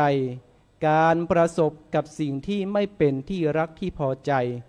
ความปรารถนาสิ่งใดไม่ได้สิ่งนั้นก็เป็นทุกข์เพราะว่าสิ่งเหล่านี้นั้นเป็นสิ่งที่เป็นทุกข์ชั่วครั้งชั่วคราวของมนุษย์คนเราความทุกข์ในพระไตรปิฎกสังสารสูตรสังยุตตนิกายท่านได้อุปมาไว้ว่าเปรียบดังใบไม้ที่ร่วงหล่นในป่าใหญ่นับไม่ถ้วนฉันใดความทุกข์ที่สัตว์โลกทั้งหลายได้ประสบพบเจอมาในสังสารวัฏก็เช่นกันมีมากมายนับไม่ถ้วนเกินกว่าจะคำนวณได้ฉันนั้นท่านทั้งหลายการที่เราจะกำจัดความทุกข์ต่างๆให้หมดสิ้นไปนั้นจำเป็นอย่างยิ่งว่าเราจะต้องใช้หลักธรรมที่ชื่อว่าวิริยะความภาคเพียรขันติความอดทนอดกลั้นในที่นี้อาตมภาพจะหมายเอาหลักคำสอนในมหาสติปัฏฐานสูตรกล่าวเป็นภาษาบาลีที่ว่าอาตาปีสัมปชาโนสติมานั้นหมายถึงว่ามีความเพียรรู้ตัวทั่วพร้อมระลึกได้อยู่เสมอนี่ก็คือหัวใจของสติปัฏฐานผู้ที่จะประพฤติปฏิบัติธรรมหรือปรารภความเพียรนั้นความเพียรนั้นหมายความว่ามีความมานะบักบั่นมีความอดทนอดกลั้นต่อสิ่งต่างๆที่รายล้อมเข้ามาในชีวิตของเรานานานับประการความเพียรนั้นถือว่าเป็นหลักสำคัญในทางพระพุทธศาสนาอันจะนำมาซึ่งความมีปัญญาดังเช่นสมัยคราวครั้งเมื่อพระโพธิสัตว์ได้บำเพ็ญทุกขกิริยาณใต้ต้นศรีมหาโพธิ์ณบริเวณแม่น้ำเนรัญชาราตำบลอุรุเวลาเสนานิคมท่านได้ทรงบำเพ็ญทุกขกิริยาติดต่อกันมาเป็นเวลานานถึง6 ปีจนท่านมีพระวรกายที่มีความสู้ผอมและโทรมลงแต่ทั้งนี้ทั้งนั้นแล้วพระองค์ท่านก็ยังไม่บรรลุมรรคผลแต่อย่างใดเพราะว่าพระองค์นั้นได้ปรารภความเพียรอย่างอุกฤษคือการทรมานตนเป็นวิธีการที่มีความทุกข์เป็นเบื้องหน้าทำให้ตนเองเกิดความเจ็บปวดอย่างเดียวและทรงกดพระทนด้วยพระทนทรงกลั้นลมหายใจทรงอดพระกยาหารเป็นต้นความเพียร นั้นเปรียบเสมอเหมือนไฟในใจที่ไม่ดับง่ายเป็นแรงผลักดันให้ข้ามพ้นความเหนื่อยล้าความท้อแท้และนำไปสู่จุดหมายปลายทางแห่งธรรมดังมีนักปราชญ์ท่านหนึ่งได้กล่าวไว้ว่าแพ้เป็นฐานแท้เป็นฐานผ่านเป็นเพชรคือคนที่ท้อแท้ก็จะเป็นแค่ฐานที่ไร้ค่าส่วนคนที่พยายามจนประสบความสำเร็จนั้นประดุจดังเพชรหัวแหวนที่มีราคาอันแสนแพงท่านสาธุชนทั้งหลายอาตมภาพจะได้หยิบยกเอาเรื่องเอตทัคคะที่ปรารภความเพียรท่านหนึ่งมาเล่าสู่ให้กับญาติโยมทั้งหลายได้รับฟังนั่นก็คือเรื่องของพระโสนโกลิวิสะพระโสนโกลิวิสะนั้นท่านเกิดในตระกูลของเศรษฐีแคว้นอังคะเมืองจำปาต่อมาท่านก็ได้อุปสมบทในทางพระพุทธศาสนาแล้วก็ได้ปรารภความเพียรอย่างหนักต่อมาท่านก็ได้ปฏิบัติในการเดินจงกรมเดินไปเดินมาจนกระทั่งฝ่าเท้าของท่านแตกแล้วเลือดไหลออกมา ตามทางเดินจงกรมของท่านนั้นมีเลือดไหลตามรายทาง เมื่อแม้กระนั้นแล้วท่านใช้เท้าของท่านเดินไม่ได้ ท่านก็ใช้ฝ่ามือและเข่าทั้งสองข้างของเขาเดินจงกรมจนกระทั่งฝ่าเท้าและฝ่ามือหัวเข่าและฝ่ามือของท่านแตกอีกครั้งหนึ่ง ถึงแม้กระนั้นแล้วท่านสาธุชนทั้งหลายพระโสนโกลิวิสะก็ยังไม่บรรลุมรรคผลนิพพานอันใดและท่านนั้นก็ได้เกิดความน้อยอกน้อยใจต่อมาองค์สมเด็จพระสัมมาสัมพุทธเจ้าได้ทราบเรื่องก็ได้มาตรัสสอนพระโสนโกลิวิสะไว้ว่าให้บำเพ็ญเพียรแต่พอปานกลางอย่าให้ตึงเกินไปอย่าหย่อนเกินไปแล้วก็ทรงยกพินสามสายมาแสดงเปรียบเทียบให้เห็นว่าพินที่สายตึงเกินไปเมื่อดิดแล้วสายก็จะขาดพินที่สายหย่อนเกินไปเมื่อดิดแล้วเสียงก็ไม่ไพเราะต้องสายที่ตึงพอปานกลางจึงจะไม่ขาดและมีเสียงที่ไพเราะต่อมาท่านโสนโกลิวิสะก็ได้ปฏิบัติตามคำดำรัสตรัสสอนของพระพุทธองค์ที่ทรงแนะนำให้ไม่ตึงจนเกินไปไม่หย่อนจนเกินไปปรับอินทรีย์เสมอกันได้แล้วไม่นานนักก็ได้บรรลุอรหันตผลเป็นพระอรหันต์ในทางพระพุทธศาสนาดังพระพุทธพจน์ที่กล่าวไว้ในอาลาวกสูตรว่าบุคคลย่อมข้ามโอคะได้ด้วยศรัทธาข้ามอัดนบได้ด้วยความไม่ประมาทล่วงทุกข์ได้ด้วยความเพียรและบริสุทธิ์ได้ด้วยปัญญา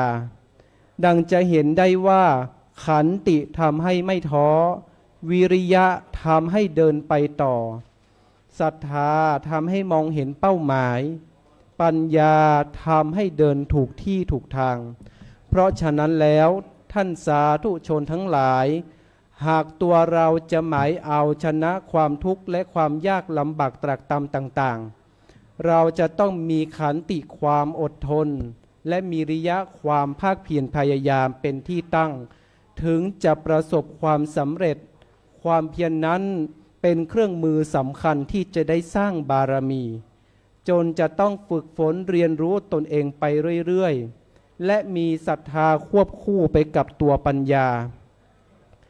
เปรียบเสมอเหมือนกับการรดน้ำพรวนดินคือต้องทำอยู่ทุกๆวันหากว่าวันไหนหยุดทำต้นไม้ต้นนั้นก็จะหยุดการเจริญเติบโตทันทีชีวิตของเราก็จะหยุดความเจริญก้าวหน้าดังคติที่กล่าวไว้ว่าความเพียรไม่เคยทำให้ใครแพ้ความท้อแท้ไม่เคยทำให้ใครชนะมีในดังพันนามาด้วยประการชนี้เทศนาปริโยสานเนในอวสานแห่งการเป็นที่สิ้นสุดลงแห่งพระธรรมเทศนานี้รัตนัตยานุภาเวนะรัตนัตยเตชะสาตอนอวสานบนบานกล่าวจี้ขอปันโจกดีให้มีปอนใจอายุวันนะพละสุขาอายุตี300 ขวบเข้า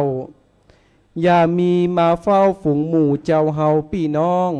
เคราะห์ที่มือกำอย่ามาจ้องก้องอย่ามาเกี่ยวข้องกายาจตุพุทธากุลพุทธาสัตตราชานพพระเกตเก้าราหู12อย่าปองเหยียบเต้ากายองค์แต่เฮาแต่ละอายุวันโนสุโขภละฮืออายุมั่นนิ่มดีตั้งแต่วันนี้จงมีสุขีมีโชคใจดีเหมือนกันจุผู้เหมือนกันจุผู้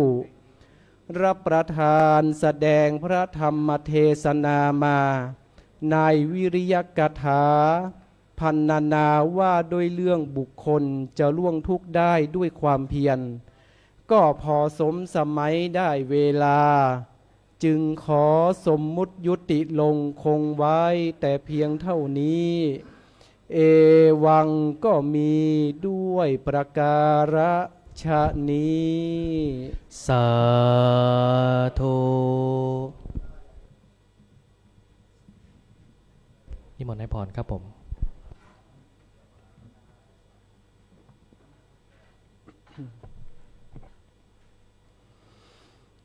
ยะถาวาริวหาปุราปาริปุเรนติสาครัง เอวะเมวะอิโตทินังเปตานังอุปกปปติ อิจิตังปะทิตังตุมหังคิปะเมวะสมิจฉันตุ สัพเพปุเรนตุสังกปา จันโทปนรโสยถามณิโชติระโสยถาสัพพิติโยวิวัชชันตุสัพพะโรโควินัสสตุมาเตภวัตวันตรายโยสุขีทีคายุโกภวะอภิวาทานาสีลิสะนิจจังวุธาปัจจายโนจัตตารโอธรรมาวัฏันติอายุวันโนสุขังภะลัง สาธุ สนอหูอู้กำเมืองเป็นเบื้องต้น พระทศพลเทศหน้าฟังมนต์ขลังยิ่ง พระเอกพลเทศหน้าฟังมนต์ขลังยิ่ง ความภาคเพียรเรียนรู้ดูความจริง อย่างประโยชน์ทุกสิ่งอิงหลักเกณฑ์ วิริเยนะทุกขมัตเจติย้ำมนต์9 คำทำให้ไร้ทุกข์เข็น บุคคลพ้นทุกข์ไปได้ไม่เบี่ยงเบน ไร้เอียงเอ็นในวิริยะบารมี ครับที่จบลงไปนั้นก็คือการแสดงพระธรรมเทศนาของท่านพระเอกพจน์ เอกวัฒโนจากวัดหัวฝายจังหวัดเชียงใหม่ มาด้วยกันเทศนาที่ว่าวิริยกถาว่าด้วยความเพียรครับผม ครับ9 คำวิริเยนะทุกขมัจเจติ ครับ บุคคลจะล่วงทุกข์ได้เพราะความเพียร ซึ่งแม่ของพระมหาชนกนี่ก็สอนไว้ ครับ ไม่เห็นฝั่งแต่ก็ยังไหว้ดังนั้นเราก็ฟังไปแล้ว ต่อไปเราฟังเทศมา4 กันแล้ว ครับ ใช่ไหมครับ ช่วงนี้เราจะมีการจะได้เข้าสู่ในกระบวนของการรับฟังปาฐกถานะครับ ครับ แบ่งปันธรรมะโดยมิสเตอร์โอเดนเรนันเจ้าของร้านอาหารไทยซึ่ง อ๋อยังไม่มาใช่ไหมฮะงั้นเดี๋ยวเราจะได้ต่อต่อพักก่อนไหมต่อเลยนะครับ ครับผมซึ่งการแสดงพระธรรมเทศนานั้นก็เริ่มตั้งแต่ช่วงเช้านะค ช่ รั ว บ งเช้า9 โมงถึง 11 โมง ครับ ช่วงนี้ก็จะเริ่มตั้งแต่บ่ายโมง เริ่มตั้งแต่บ่ายโมงได้า ฟังไป4 กันเต็มอิ่ม ครับผม เดี๋ยวอีกสักครู่เราก็จะได้ฟังอีกรูปหนึ่ง ซึ่งหลังจากที่เราฟังปาฐกถาแบ่งปันธรรมะในช่วงต่อไปแล้วก็จะมีการฟังพระธรรมเทศนาอีกนะครับ ครับ อีกก็คือ 1 กัน ประมาณ4กันเลยครับ กับ วันนี้ 4 กันรวดนะครับ 4กันรวด มีพระมหาอคิรนัต มีพระมหาพระทศพล พระทศพล นิปโก ครับ นะครับ จาก วัดประดิษฐารามนครราชนครศรีธรรมราช ศรีธรรมราชครับ ซึ่งท่านจะมาแสดงพระธรรมเทศนาในฐานกถา ครับ ว่าด้วยเรื่องของการให้ทาน ครับ รูปต่อไปก็คือท่านพระมหาอากิรนัตทิโตภาโส ครับ วัดพระธาตุหริพุนชัย จังหวัดลำพูน ครับ ซึ่งจะมาแสดงพระธรรมเทศนาในธรรมเพรีกถาว่าด้วยการย่ำกรองแห่งธร ได้ รม ข่าวว่าจะเทศหลายภาษาด้วย ท่านนี้เก่ง ครับ ได้ข่าวว่าเก่งเรื่องภาษาด้วย ครับ ได้ ครับผม หลายภาษาเหมือนกัน ครับ ครับ รูปต่อไปก็คือท่านพระมหาอิสดามาศประพัสรวันโนจาก ครับ วัดสุขันธาราม โอ้ เขตดุสิตกรุงเทพมหานคร จาก เอง เมืองกรุง ครับผม ครับ จะมาด้วยกันที่ว่าทันตะเศรษฐกถานะครับผมว่าด้วยการฝึกตน ฝึกตน และรูปสุดท้ายของวันนี้ ในช่วงขออภัยครับไม่ใช่ช่วงเป็นช่วงบ่ายของวันนี้ ช่วงบ่ายยังไม่จบ ก็คือท่านพระมหานรงค์ศักดิ์พุทธิธีโรจากวัดเจ้าภาพคือวัดยานนาวา วัดยานนาวาก รุงเทพมหานครมาด้วยกันศีลกถา ครับ ว่าด้วยอานิสงส์ของศีลนั่นเองครับ ครับ เราก็ฟังให้ช่ำหู ดูให้ช่ำตา แล้วก็รับอัตถรสบททำให้ช่ำใจของเราไปเลย ครับ ครับฟังเต็มอิ่มไป ซึ่งการแสดงพระธรรมเทศนานั้น เราก็ได้มีคณะกรรมการนะครับได้รับความเมตตา ไม่ว่าจะเป็นจากพระเดชพระคุณท่านเจ้าคุณพระปริยติธาดา ครับ เลขานุการเจ้าคณะภาค 3 ผู้ช่วยเจ้าอาวาสวัดกัลยาณมิตร ครับ วรมหาวิหาร แล้วก็ พระเดชพระคุณ รูปที่สอง ท่านเจ้าคุณพระวิสุทธิวราพรผู้ช่วยเจ้าอาวาสวัดเทพธิดาราม วรวิหารกรุงเทพมหานคร ครับ รูปที่ 3 ท่านพระมหาชากรินทร์กิติเมธี ผู้ช่วยเจ้าอาวาสวัดยานนาวาพระอารามหลวงแห่งนี้ ต่อไปเดี๋ยวเราพิธีกร2 รูปก็จะได้พักนะเพราะว่าเราจะคุยกับโยมไม่รู้เรื่อง ใช่ครับผม ครับ เพ จะ ราะ ต้ ว่า อง เราพู ผู้ ด เชี่ยว ได้ ชาญ ผมก็พูดได้2 ภาษา ภาษาไหนบ้างครับ ภาษาไทยกับภาษาคน เนาะ แค่นั้น เดี๋ยวก็จะได้ถวาย ครับผม ท่านพระมหาคิรนัทนะครับนะท่านเชี่ยวชาญหลายภาษาครับนะท่านจะได้มา เป็นพิธีกร ดำเนินพิธีการจะได้สนทนากับคุณโยมนะมิสเตอร์โอเดนเรนันครับนะสืบต่อไปก็ขอกราบนิมนต์ครับ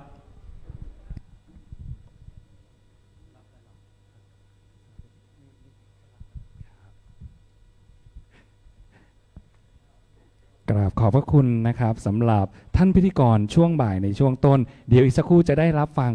เสียงมัทุรสอีกสักครั้งหนึ่งนะครับในช่วงบ่ายวันนี้นะครับแล้ววันนี้นะครับเราได้รับแขกพิเศษนะครับที่ท่านพระเดชพระคุณนะครับท่านวิสุทธิวราพรท่านได้เจริญพรนะครับเชิญโยมนะครับมาไกลจากฝรั่งเศสเลยทีเดียวนะครับซึ่งเดี๋ยวอีกสักครู่เราจะได้รับฟังปาฐกถาธรรมนะครับ or the Dhamma talks that we gonna be by the most honors Mr. Hodens Reynolds, which is he has a long list of actually long list of experience in a lot of way นะครับท่านวิทยากรท่านถัดไปนะครับเป็นคุณโยมผู้ใจบุญในพุทธศาสนานะครับท่านนะครับเป็นเจ้าของร้านอาหารไทยที่กรุงปารีสนะครับประเทศฝรั่งเศสนะครับชื่อร้านว่าตุ๊กไทยสตรีทฟู้ดต้องบอกว่าเซเลบริตี้ทั่วฟ้าเมืองไทยแล้วก็ทั่วโลกไปอยู่ที่นี่นะครับไปรับประทานอาหารไทยที่ร้านตุ๊กไทยสตรีทฟู้ดนะครับรวมถึงริซ่าแบ็คพิงด้วยนะครับก็ได้ไปทานที่นี่นอกจากนั้นนะครับยังได้รับการคัดเลือกนะครับเรียนเชิญจากการท่องเที่ยวแห่งประเทศไทยหรือทททให้เป็นแบรนด์แอมบาสเดอร์ด้วยแปลว่าเป็นทูตนะครับเป็นตัวแทนทูตสัมทวไมตรีของการท่องเที่ยวแห่งประเทศไทยประจำกรุงปารีสด้วยนะครับนอกจากนั้นท่านยังเป็นเจ้าของโรงเรียนสอนภาษาฝรั่งเศสนะครับสามารถบ่องชื่อบ่องนัวได้กับท่านนะครับผมเต็มที่เลยนะครับที่เกาะสมุยสุราษฎร์ธานีนะครับนอกจากนั้นท่านยังมีธุรกิจการท่องเที่ยวแบบครบวงจรสามารถทำได้หมดทุกอย่างเลยตั้งแต่จองรถเที่ยวจองตั๋วเครื่องบินตั๋วรถต่างๆนะครับสามารถติดต่อได้นอกจากนั้นนะครับท่านยังได้มีศรัทธานะครับในการบวชบรรพชานะครับเป็นสามเณรที่ศูนย์ปฏิบัติธรรมนิตยธรรมสถานอำเภอแม่แตงจังหวัดเชียงใหม่ในพระเดชพระคุณพระวิสุทธิวราพรนะครับนอกจากนั้นแล้วนะครับคุณโยมโฮเดนส์เลนอลส์นะครับยังสามารถพูดได้ถึง5 ภาษาท่านพระเดชพระคุณบอกว่าอาจจะมากกว่านั้นนะครับเดี๋ยวต้องลองฟังดูนะครับว่าเป็นภาษาอะไรบ้างแต่บอกได้เลยว่าหัวใจนี่คือไทยแท้แน่นอนตอนนี้นะครับกำลังเตรียมตัวขึ้นมาแล้วนะครับ so for after this we're gonna have the keynote speaker gonna be talking about Dhammas and who is he why he have been invited to the Dhamma preaching for the monks and Novit here in Thailand For the most honors, Mr. Holden Reynolds, he is the owner of Thai restaurant cuisine in France, in Paris. The name of the cuisine is Tuk Tuk Thai Street Food. And also he have been voted to be a brand ambassador for the Tourist Authorities of Thailand or TTT. And also he have been the owners of the French school practicing in Samui Islands in Surat Thani province. And also he have business, actually they say like the multimedia business in a tourist related. And also he, for the last year, he have become a novice in Nitya Dhamma Sathan monks practicing centers at Metang, Chiang Mai, which are under the patrols of the most vulnerable พระเดชพระคุณพระวิสุทธิวราภรณ์ and also he have been able to speak more than 5 languages. This is really amazing, and also today you're gonna be able to hear from him what his point from foreigner, the Westerner, about Dhamma, why he become a novice, because he have so many business, so many successful, even been voted for the brand ambassador for the tourist authorities of Thailand as well. นะครับเดี๋ยวเราจะมาได้รับฟังนะครับจากมิสเตอร์โฮเดนเรโนสนะครับว่าทำไมท่านพระเดชพระคุณพระวิสุทธิวราภรณ์ถึงได้เจริญพรโยมมาให้กับคำแนะนำหรือมา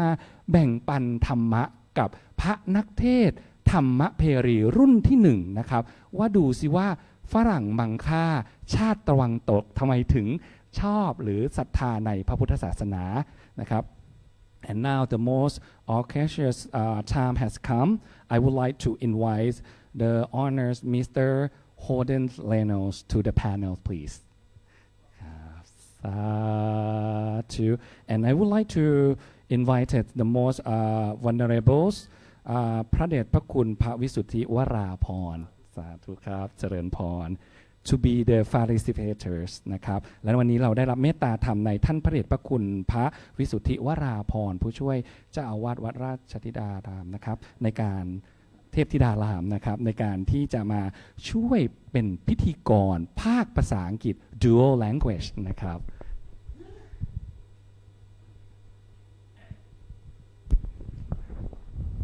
Okay, the first time I would like to thank you very much for you come to join together today, Mr. Holden.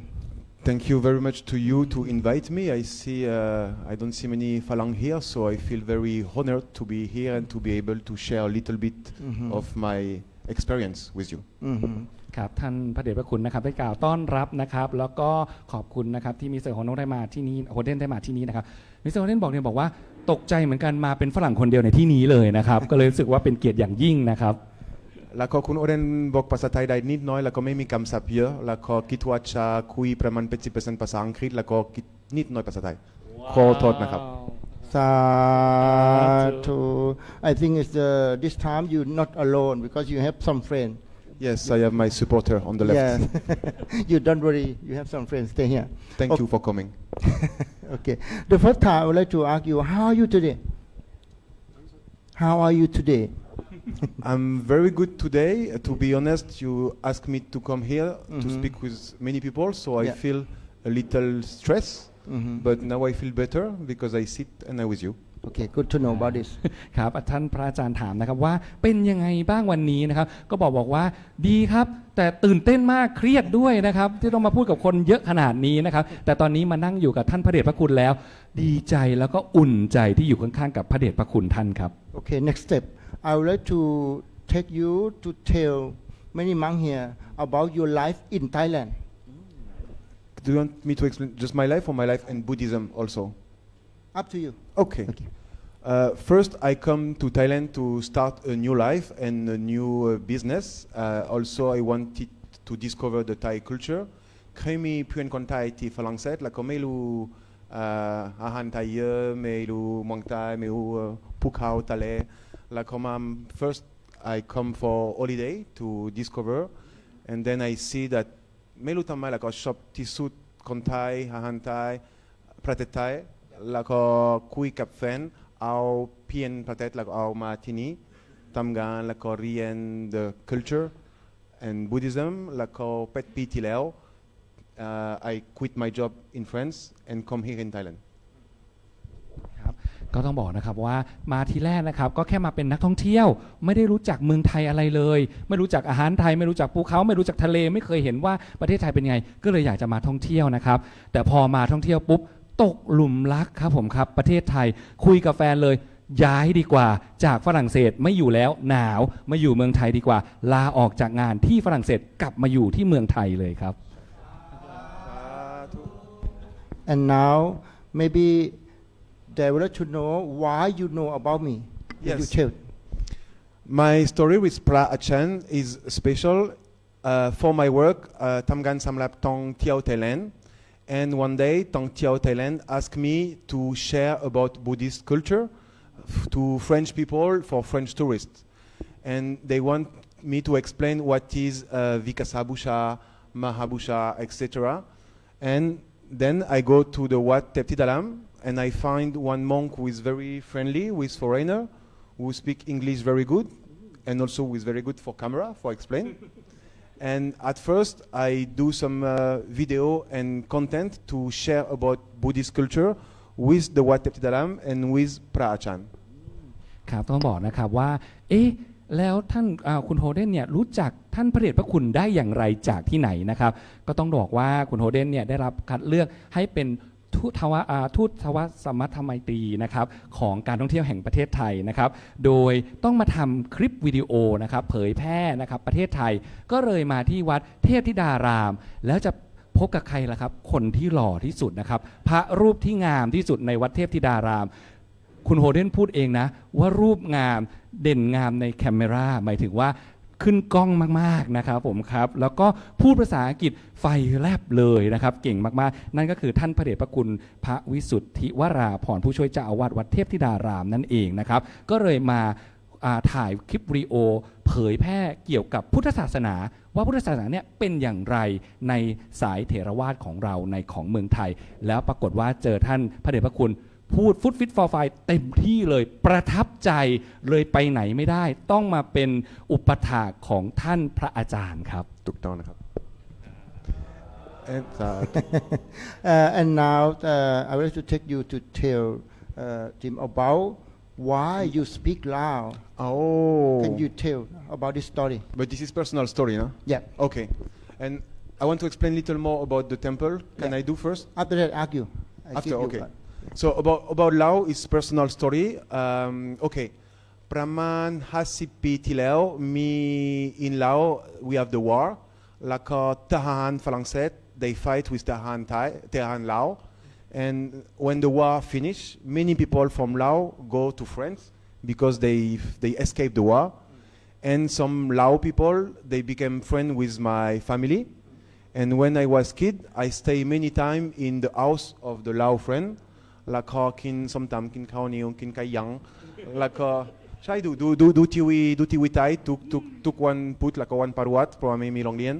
แล้วก็ไม่รู้ทำไมที่หัวรู้จั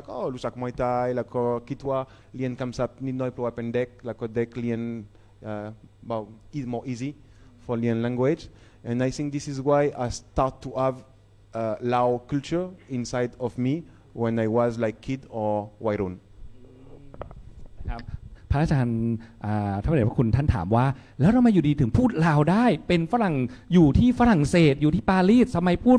ภาษาลาวเขาก็บอกว่าพอดีว่าตอนช่วง50 ปีที่แล้วเนี่ยสงครามประเทศลาวนะครับที่มีการสู้รบกันนะครับทหารฝรั่งเศสเองนะครับทหารลาวรวมทั้งทหารไทยเนี่ยมีการสู้รบกันก็เลยมีเรฟูจีหรือผู้อพยพนะครับจากทางด้านประเทศลาวเนี่ยไปที่ฝรั่งเศสเยอะมากๆเลยแล้วก็เป็นโชคดีของคุณโฮเดนนะครับที่ข้างบ้านมีเพื่อนบ้านใหม่เป็นคนลาวครับแล้วพอเป็นคนลาวเสร็จปุ๊บเขาก็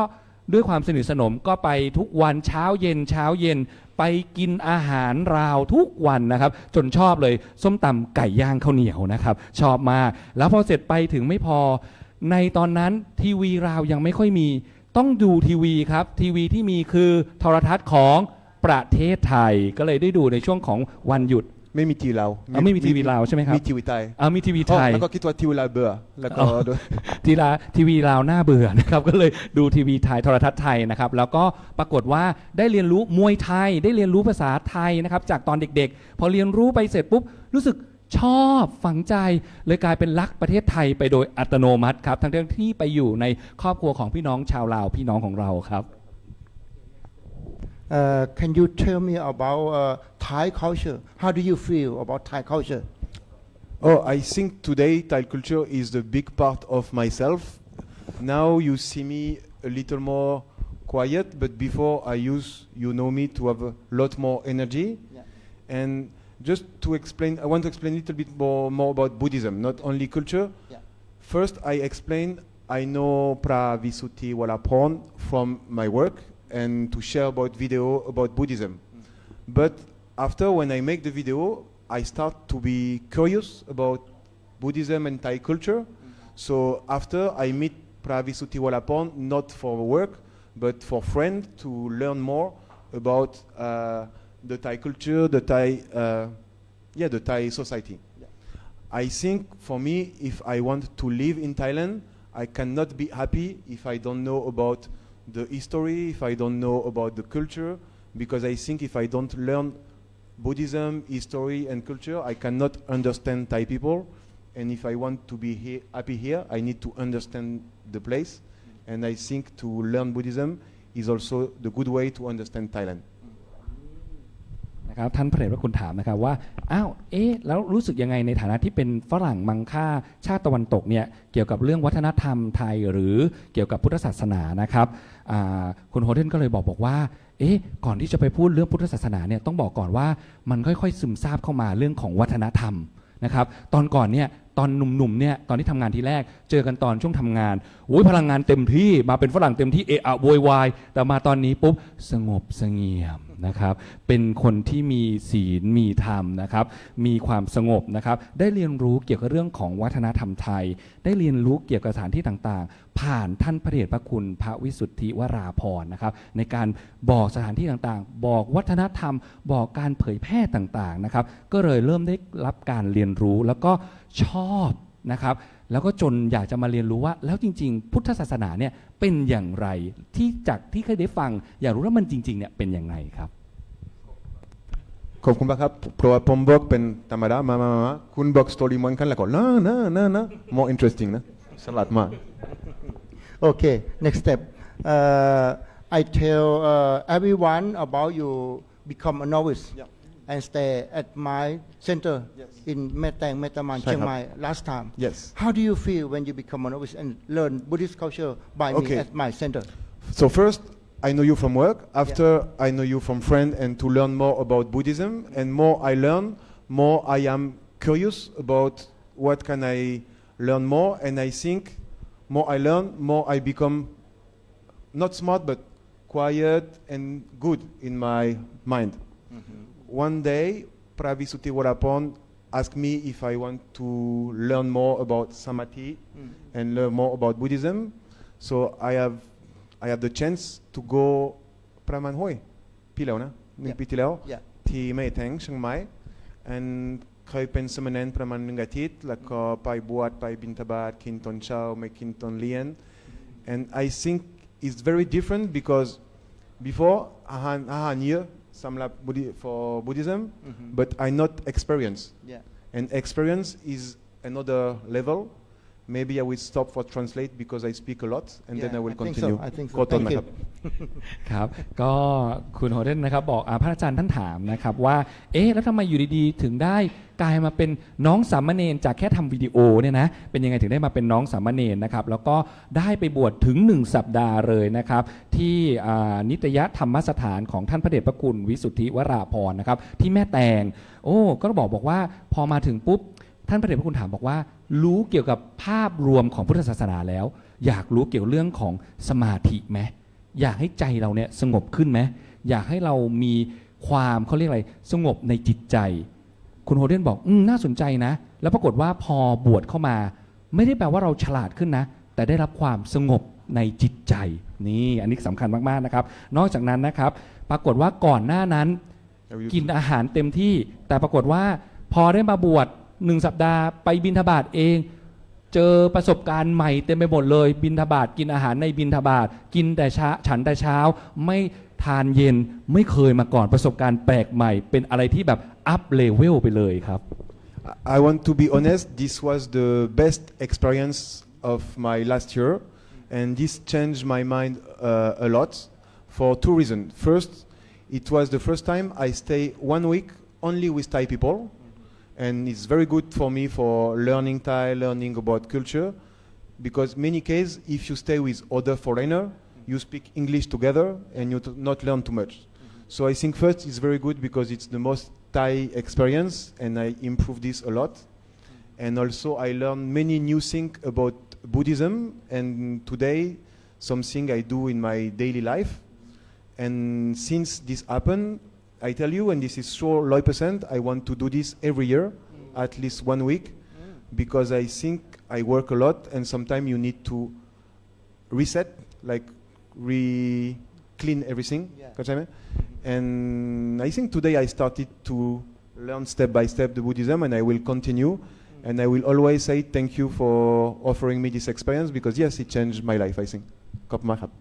ครับโอ้นอกจากนั้นนะครับพอได้มาเรียนรู้บอกว่าเป็นประสบการณ์ที่ดีที่สุดในชีวิตเลยว่าอย่างนั้นเลยนะครับเพราะว่ามาถึงปุ๊บได้เรียนรู้วัฒนธรรมจากคนไทยได้ฝึกพูดกับคนไทยเพราะ1 สัปดาห์เต็มมีแต่คนไทยไม่มีฝรั่งเลยเป็นฝรั่งคนเดียวเลยได้เรียนภาษาไทยอย่างเต็มที่นอกจากนั้นนะครับเขารู้สึกว่ามันเป็นความรู้สึกที่แปลกประหลาดไม่เคยมีมาก่อนนะครับหลังจากได้บวชมาแล้วทบความผ่อนคลายแล้วก็มีความตั้งมั่นว่าจะกลับมาบวชทุกปีพระเดชพระคุณท่านต้องขยายพื้นที่แล้วครับสาธุ1 สัปดาห์ทุกปีเลยครับ No, and really, and now I try to promote this and explain also that's for the foreigner who come to Thailand. They can go to. I think I just want to explain one thing. In Europe, or in America, we see like the religion, like Catholic or Muslim, as very different from society. Like if you are not very Christian, you cannot be a monk. You cannot be a monk. You can go to church. What I think is very good in Thailand is that the monk, they are mixed with people. Yeah. It's not the same. In Europe, the monk, they stay inside the church, but they don't mix a lot with people. And here, it's easy to talk with monk, to go to temple 1 day, 1 week. And now, after I learn this with you, for my friend who come for tourists for maybe 1 week or 1 month, I try always to recommend them to spend some time and go to temple maybe 2 hours or maybe 1 day, because I think it's very good experience to learn about Thailand. Good idea. Welcome. Thank you. นะครับแล้วคุณโฮเดนยังพูดอีกนะครับว่าพอหลังจากที่ได้ไปโปรโมทการท่องเที่ยวแห่งประเทศไทยแล้วนะครับในต่างประเทศก็บอกกับเพื่อนๆชาวต่างชาตินะครับว่าสามารถมาเรียนรู้นะครับเกี่ยวเรื่องของพุทธศาสนาได้ในเมืองไทยเพิ่มเติมไม่ใช่เรื่องยากเพราะว่าในประเทศแถบยุโรปเนี่ยคนที่จะเป็นนักบวชมักจะอยู่แต่ในโบสถ์ในวิหารอย่างเดียวไม่ออกมายุ่งวุ่นวายกับประชาชนข้างนอกหรือเข้าพบได้ยากแล้วก็ต้องเป็นพระสงฆ์ระดับสูงไปเลยใครที่มีความตั้งใจมั่นเนี่ยจะอยู่ในคอนแวนต์จะอยู่ในโบสถ์ไปเลยจะไม่ได้มายุ่งกับพี่น้องประชาชนด้านนอกซึ่งต่างกับประเทศไทยที่พระสงฆ์มีการปฏิสัมพันธ์กับคนภายนอกได้ไปช่วยเหลือสาธารณประโยชน์ได้มีการพูดคุยพูดง่ายเจอง่ายพบง่ายแล้วก็สามารถมาบวชเป็นพระเป็นเนนได้ง่ายๆด้วยเขาบอกอย่างนี้นะครับสาธุ And now I think we don't have more time. I would like to give opportunity for some monk to ask you some question. Are you okay? I'm very okay. I have all the day. Okay. I think you don't have the time, but I have the time. Okay. ช่วงนี้นะครับท่านพระเดชพระคุณอยากจะเปิดนะครับโอกาสให้ทุกท่านนะครับที่มีความสงสัยว่าฝรั่งมังค่าทำไมถึงมาชอบเมืองไทยรักกับพุทธศาสนาบวชเป็นสามเณรในเมืองไทยมีท่านไหนต้องการสอบถามคำถามสามารถยกมือขึ้นได้เลยครับช่วงนี้เป็นช่วงโอกาสทองของท่านแล้วครับผมครับอาราธนานิมนต์เลยครับท่านพระนักเทศธรรมเพรีรุ่นหนึ่งเผื่อจะได้ไปเทศต่างประเทศที่ฝรั่งเศสนะครับนิมนต์ถามคำถามได้ครับนิมนต์ครับin the future maybe you become a monk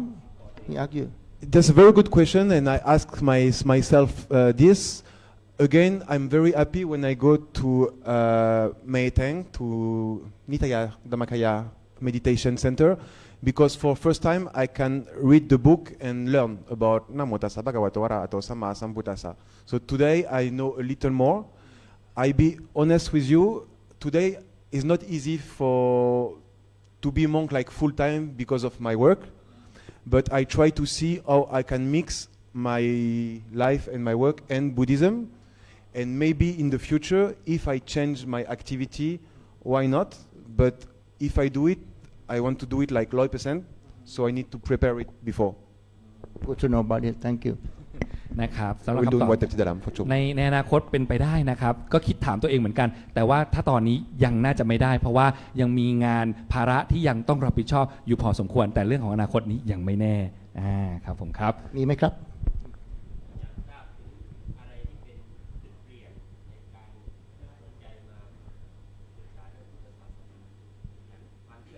What is a changing point or turning point that you are interested in to become a Buddhist as a monk or as a novice or something like that? I think there is 2 points. The first point is I see how the Thai people look to be wise, happy, and the way they think is the way I also want, not all of them I know, but the way they think is the way also I want to reach. And also I feel Tony Ayu CCP, Tamgan Te Siphokpi, and Kitwa Ko Pian Shewit. I want one day I want to change my life and to do something new. And before, when I work in France, I never ask myself the question. I think Pai Long Lien, Tamgan Set Leo, Yuban, Thai Set Leo. But Tini, I think different. And for first time, I don't think I will. Before, I think I will work all my life, but now I don't think I will work all my life. And I think it's good to have money, but I think what you have in your mind, it's something you cannot buy. And I think one day I don't want to be rich only for money, but also for my teachings. And this I can only do by being a monk. So I think I will do and I will change my life. That's why. นะครับมี2คำตอบนะครับอย่าง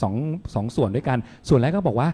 สงสัยเป็นฝรั่งก็สงสัยทำไมคนไทยดูแฮปปี้ดูมีความสุขตลอดเวลายิ้มเก่งนะครับทำไมถึงได้ยิ้มเก่งขนาดนั้นมีความสุขเขาก็อยากรู้นะครับเลยมาเมืองไทยเลยมีการจุดเปลี่ยนแปลงว่าศาสนาพุทธเป็นยังไงอันที่2ครับพอมาเสร็จปุ๊บเนื่องจากว่าเป็นฝรั่งเมืองนอกเนี่ยเขาถูกสอนมาให้โตขึ้นปุ๊บไปโรงเรียนออกจากโรงเรียนปุ๊บทำงานเสร็จปุ๊บกลับมาเกษียณอยู่ที่บ้า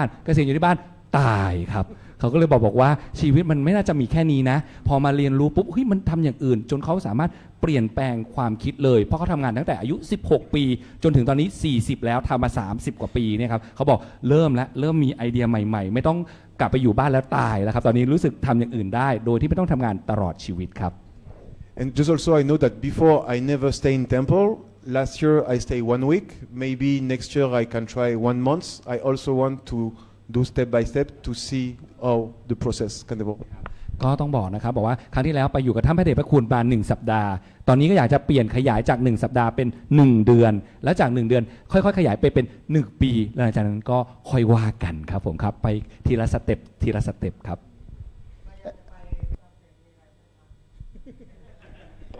If he visit your country in France, you have something to consult him or introduce something for him. Yes. So, for example, we have temples in France. If you come to Paris, in Lyon, we have Buddhist temple, but in Paris as well. So you can visit that. You can come to my restaurant if you want. I will happy to welcome you. And no, also France is a very beautiful country to visit. And I think for Buddhism, for Thai food, there is many Thai people living there. It's quite easy to go and to see and to travel. And also I will encourage, I think if you like religion, it's a very beautiful country to visit some church, to visit the rich history and castles that we have. So you're definitely welcome to France. You can ask my line to Pra Visuti Walapon, and I will be happy to send you my recommendation, sir. นะครับ สาธุ ก็บอกว่า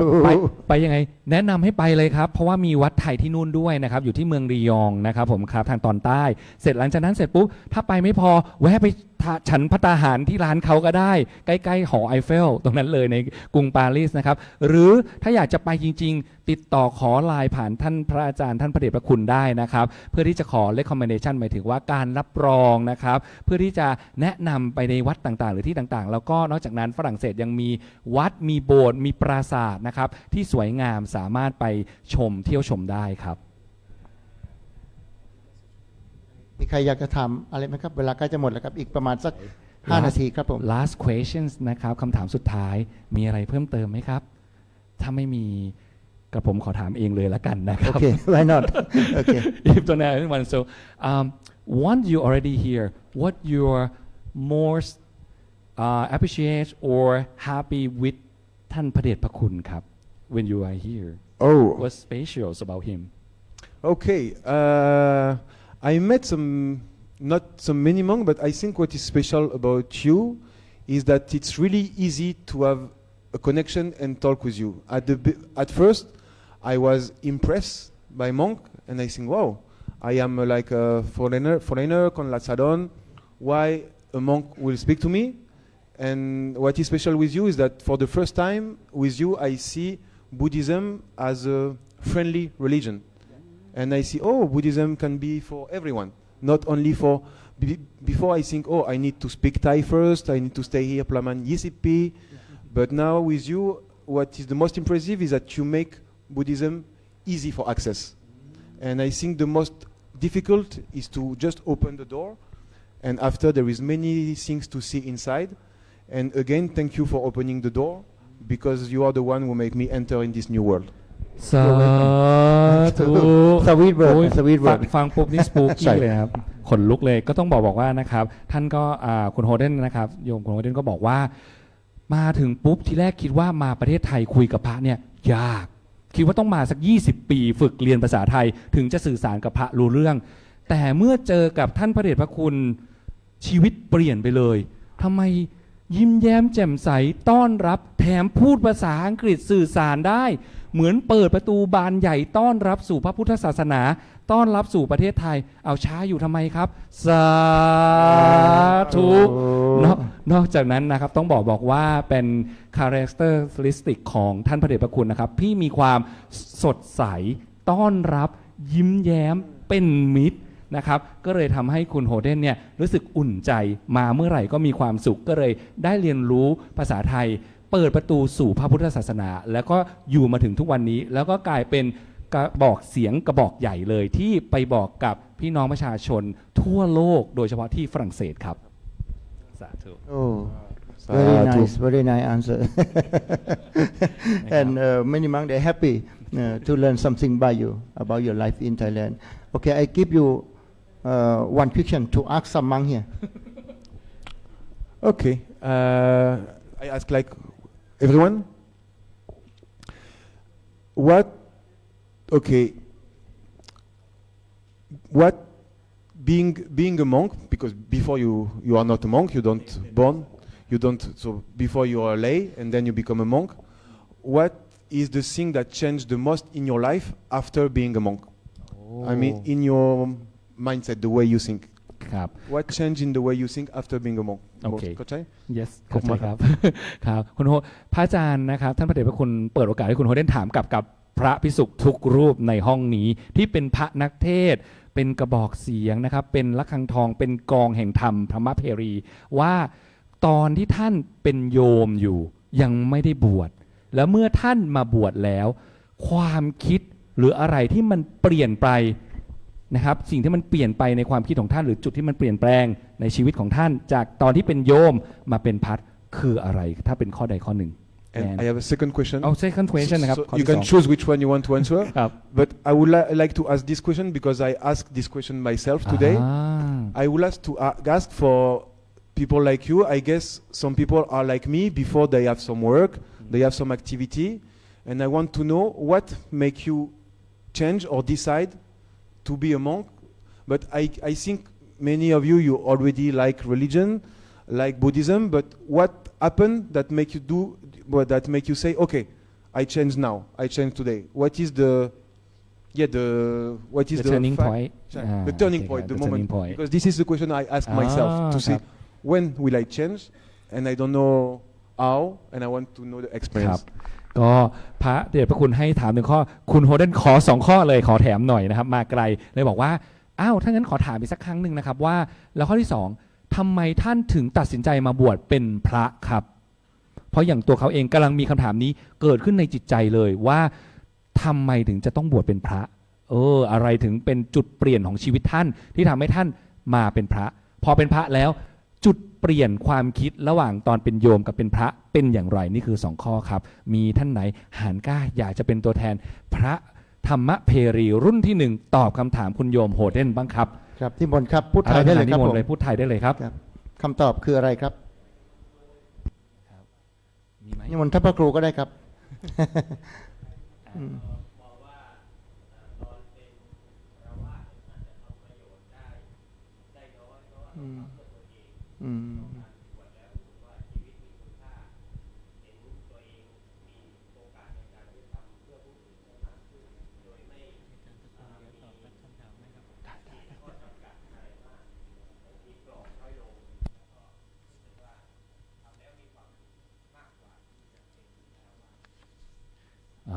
because like before as a lay person I feel like I can do something but not many things but as a monk I can do more things because people tends to listen more so that's what happened ครับอยากจะให้หลวงพี่เจ้าคุณพระปริติธาดาช่วยตอบคำถามสักหน่อยได้ไหมครับจริงๆช่วยตอบเสริมสักนิดหนึ่งว่าเมื่อมาบวชเป็นพระแล้วเนี่ยรู้สึกมันแตกต่างกับเป็นฆราวาสอย่างไรแล้วก็รู้สึกอะไรที่ทำให้เราตัดสินใจบวชอยู่ได้นานๆ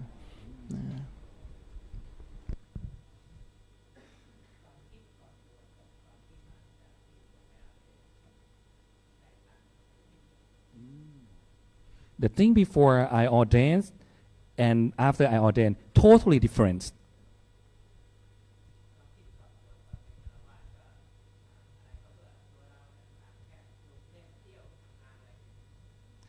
The thought before I ordained is already thought of myself. Travel, learning, doing, working, something like that, only myself.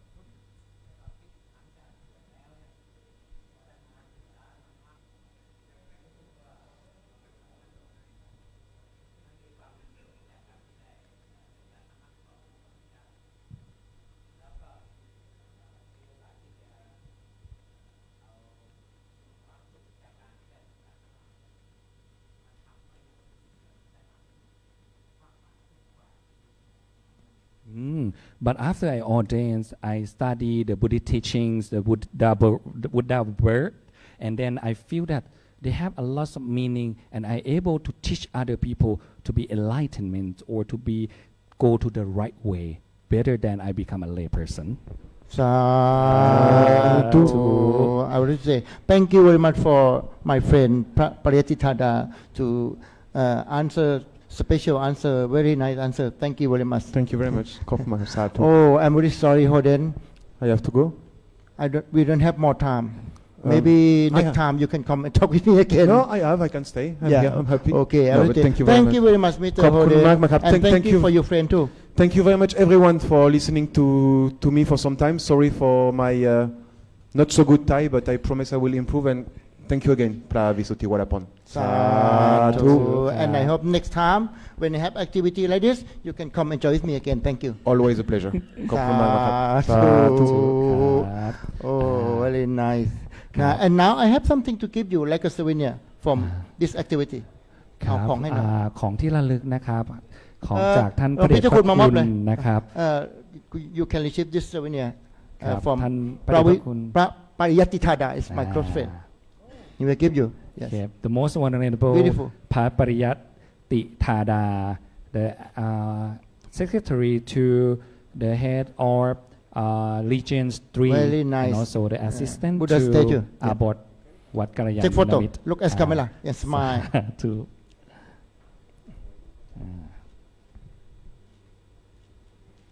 เดี๋ยวลำต่อไปนะครับจะได้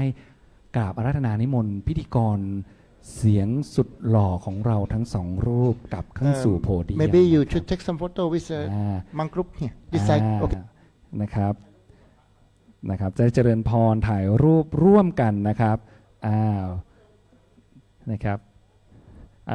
The most vulnerable พระเดชพระคุณพระวิสุทธิวราภรณ์นะครับ would like to ask everyone to have a group photos in front of their meeting rooms นะครับ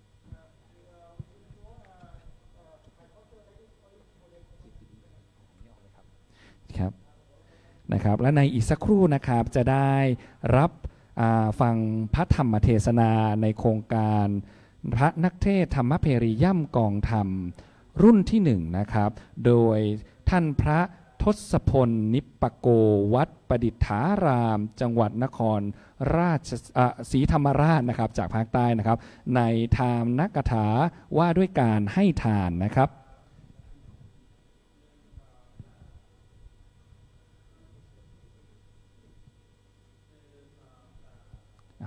เป็นภาพที่งดงามอย่างยิ่งเลยนะครับ Thank you so much Mr. Holdens Reynolds the Dharma Talks นะครับ sharing his life นะครับ in Thailand and how to become the brand ambassadors of the tourists of Thailand นะครับ authorities นะครับได้มาแบ่งปันประสบการณ์ชีวิตนะครับของคุณ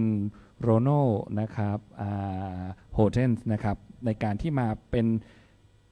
สามเณร1 สัปดาห์ณนิตยสถาน Meditation Center at แม่แตงนะครับผมครับกราบขอบพระคุณเมตตาในท่านพระเดชพระคุณด้วยนะครับที่ร่วมเป็นพิธีกรในครั้งนี้นะครับครับผมครับและในลำดับต่อไปเราจะได้กลับคืนสู่รายการการเทศนะครับธรรมาสซึ่งถือว่าเป็นการประชันนะครับกันของนักเทศธรรมาสทองจากทั่วฟ้าเมืองไทยมารวมกันที่วัดยันนาวานะครับซึ่งเราได้รับฟังไปทั้งสิ้นจำนวน8รูปท่านแล้วและ8รูปแล้วนะครับหลังจากนี้ยังเหลืออีก 3-4 รูปด้วยกันนะครับในช่วงบ่ายนี้และในช่วงค่ำนะครับจะได้พบกันอีกทีตอนเวลา 1 ทุ่มตรงครับนะครับอันดับต่อไปขอกราบอาราธนานิมนต์ท่านพระอาจารย์ทศพลนิปปโกจากวัดประดิษฐารามจังหวัดนครศรีธรรมราชที่จะได้แสดงพระธรรมเทศนาในทานนกถาว่าเรื่องด้วยการให้ทานซึ่งพระอาจารย์นะครับมาไกลจากหนุ่มน้อยหน้ามนนะครับมาจากภาคใต้ของเราเป็นตัวแทนภาคใต้หมายเลข26นะครับขอกราบอาราธนาเรียนเชิญครับซึ่งคุณโยมที่อยู่ทางบ้านนะครับสามารถร่วมนะครับทำบุญได้นะครับสนับสนุนเป็นปัจจัยค่าภัตตาหารสำหรับพระนักเทศจำนวน75รูปด้วยกันนะครับที่มาร่วมอบรมในวันนี้นะครับซึ่งถือว่าเป็นบุญเพราะว่าบุญจากการฟังธรรมนั่นคือธรรมะสวนะใหม่นะครับที่ทุกท่านจะสามารถช่วยกันได้นะครับผมครับในวันนี้นะครับนอกจากนั้นนะครับเรายังได้ถ่ายทอดสดไลฟ์สดนะครับไปยังทั่วโลกเลยผ่าน World Buddhist นะครับ Television ของวัดยานนาวาแห่งนี้นะครับผ่านถ่ายทอดผ่านสถานีวิทยุโทรทัศน์นะครับโลกพระพุทธศาสนาเฉลิมพระเกียรติวัดยานนาวาขณะนี้นะครับท่านพระอาจารย์ทศพลนะครับนิปปโกได้พร้อมบนธรรมาสแล้วจะได้ทำการลั่นกองธรรมนะครับก่อนที่จะได้มีการอาราธนาธรรมครับขอกราบเรียนเชิญตัวแทนในการย่ำกองธรรมตามชื่อโครงการของเราว่าโครงการอบรมพระนักเทศธรรมเพรีย่ำกองแห่งธรรมรุ่นที่1ณอาคารมหาเจษฎาบดินทร์ชั้น2วัดยันนาวาแห่งนี้ครับกราบรัตนา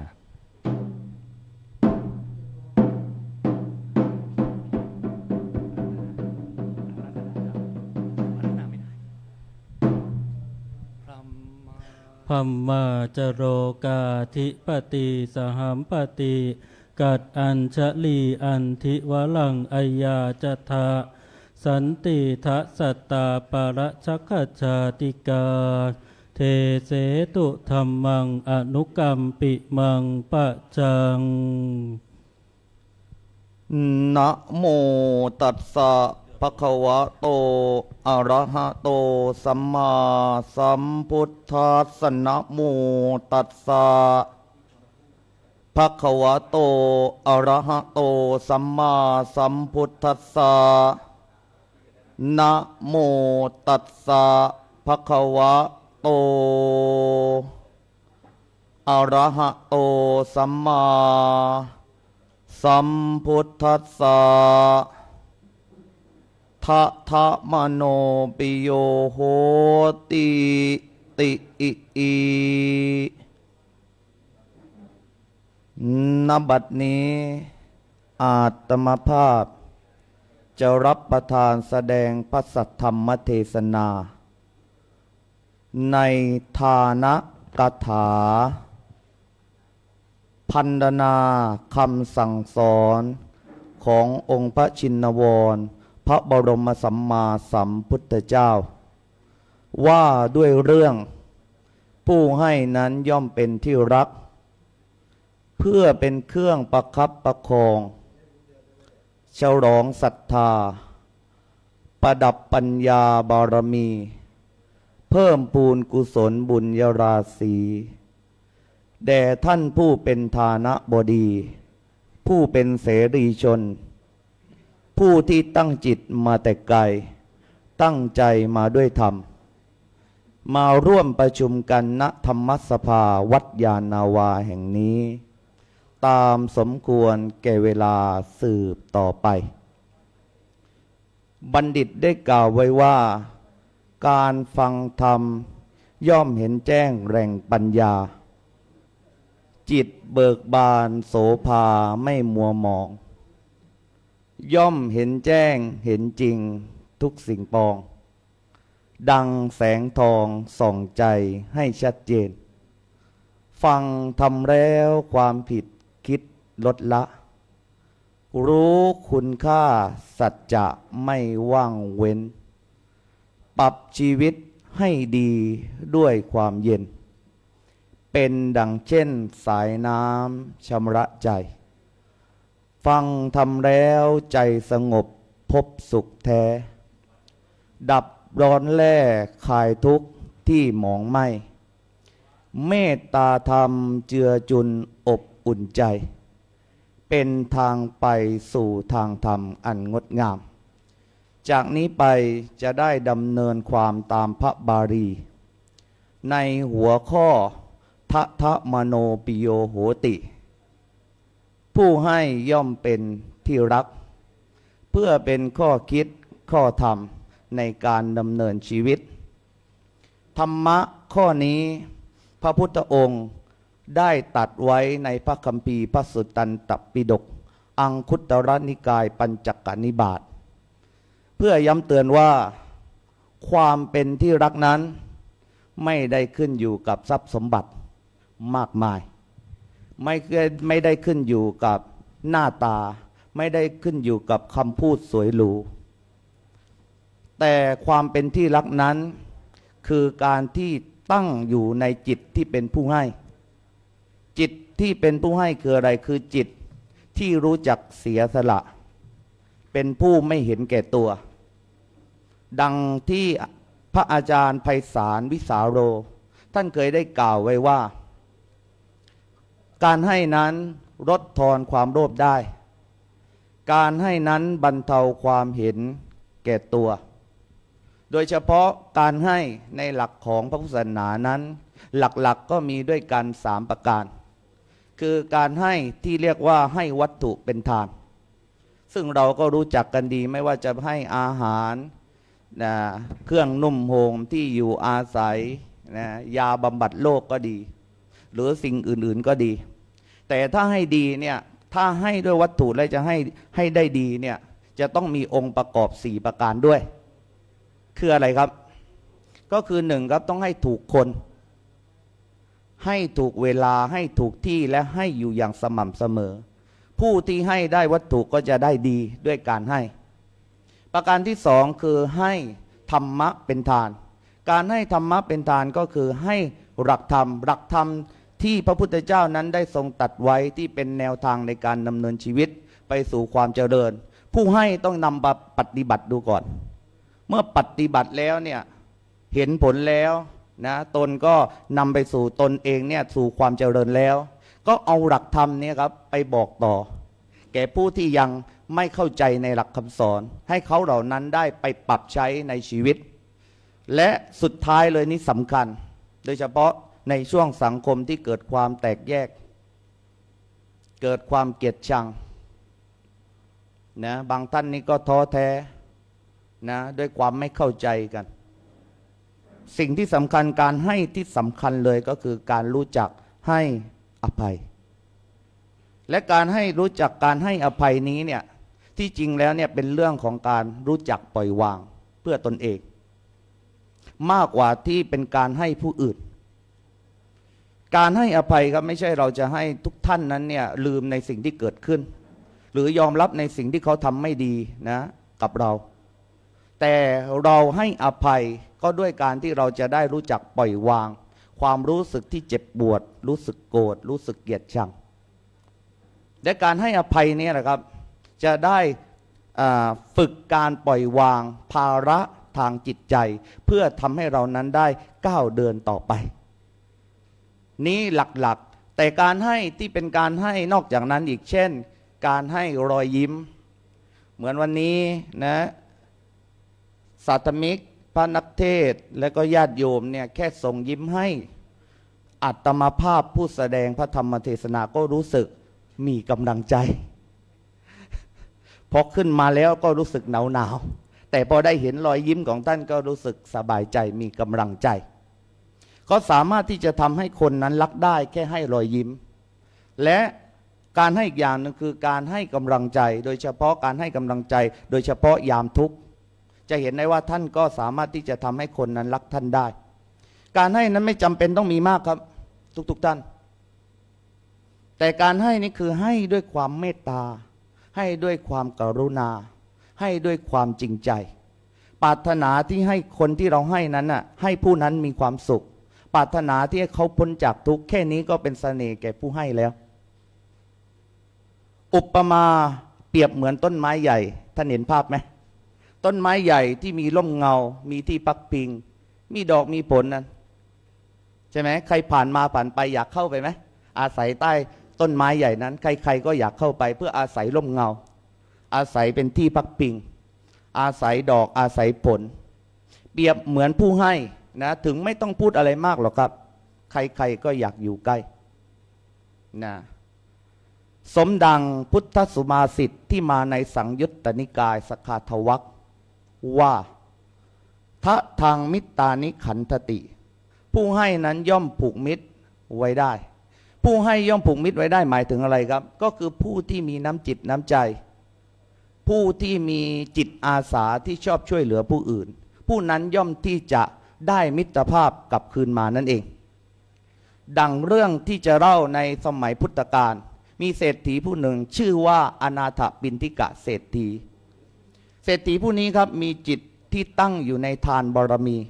เวลาพระพุทธเจ้าพระสาวกทั้งหลายเนี่ยจะเข้าเมืองเนี่ยท่านจะเป็นคนแรกครับที่ตั้งโรงทานเตรียมน้ำเตรียมอาหารอย่างดีเพื่อถวายแก่พระพุทธเจ้าแก่พระสาวกแก่ผู้ยากดีมีจนทั้งหลายถึงบางครั้งทรัพย์จะล่อยหลอไปบ้างก็ดีแต่ก็จะเห็นได้ว่าท่านก็ตั้งอยู่ในการให้ทานนี้อย่างสม่ำเสมอเรื่องนี้รู้ถึงพระราชาจึงมีความสงสัยมากว่าทำไมถึงประชาชนในเมืองของท่านเนี่ยถึงได้กล่าวขานถึงท่านเศรษฐีผู้นี้โดยความชื่นชมและความรักจึงไปตามเศรษฐีนี้ให้เข้าเฝ้าแล้วพระราชาก็ถามพระเศรษฐีว่าทำไมเนี่ยเศรษฐี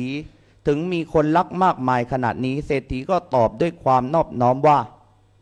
ข้าพเจ้านั้นให้โดยไม่หวังสิ่งใดๆข้าพเจ้านั้นหวังแค่ให้ผู้ที่ได้รับไปนั้นเนี่ยได้อิ่มท้องและมีความสุขโอ้โหเมื่อพระราชาได้ฟังสดับแบบนั้นแล้วจึงได้ตัดออกมาว่าโอ้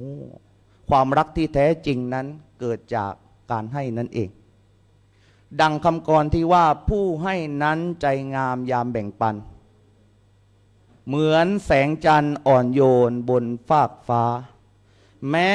เพียงน้อยแต่เติมเต็มด้วยเมตตา เปียน้ำตาเปลี่ยนจากทุกข์เป็นสุขใจยิ่งวันนี้ต้องบ่งบอกแบบนี้ทุกท่านอาตมาภาพก็เป็นผู้รับผู้หนึ่งที่ระลึกด้วยความรักและความเคารพแด่ผู้ให้โดยเฉพาะไม่พูดไม่ได้เลยก็คือผู้ให้คนแรกก็คือพ่อแม่ที่ให้วันนี้ให้เลือดเนื้ออาตมาภาพมาจนถึงวันนี้ให้ร่างกายที่ครบ32ประการและความคิดที่สามารถคิดเป็นและทำเป็นนี้ผู้ให้ที่อาตมาภาพนั้นน้อมระลึกรักอยู่เสมอและที่ขาดไม่ได้วันนี้ก็คือครูบาอาจารย์ทุกท่านที่อยู่ตรงนี้โดยเฉพาะคณะครูบาอาจารย์นะพระอาจารย์ทุกท่านที่เป็นผู้ดูแลโครงการของโครงการนักเทศธรรมเพรีรุ่นหนึ่งย่ำกองธรรม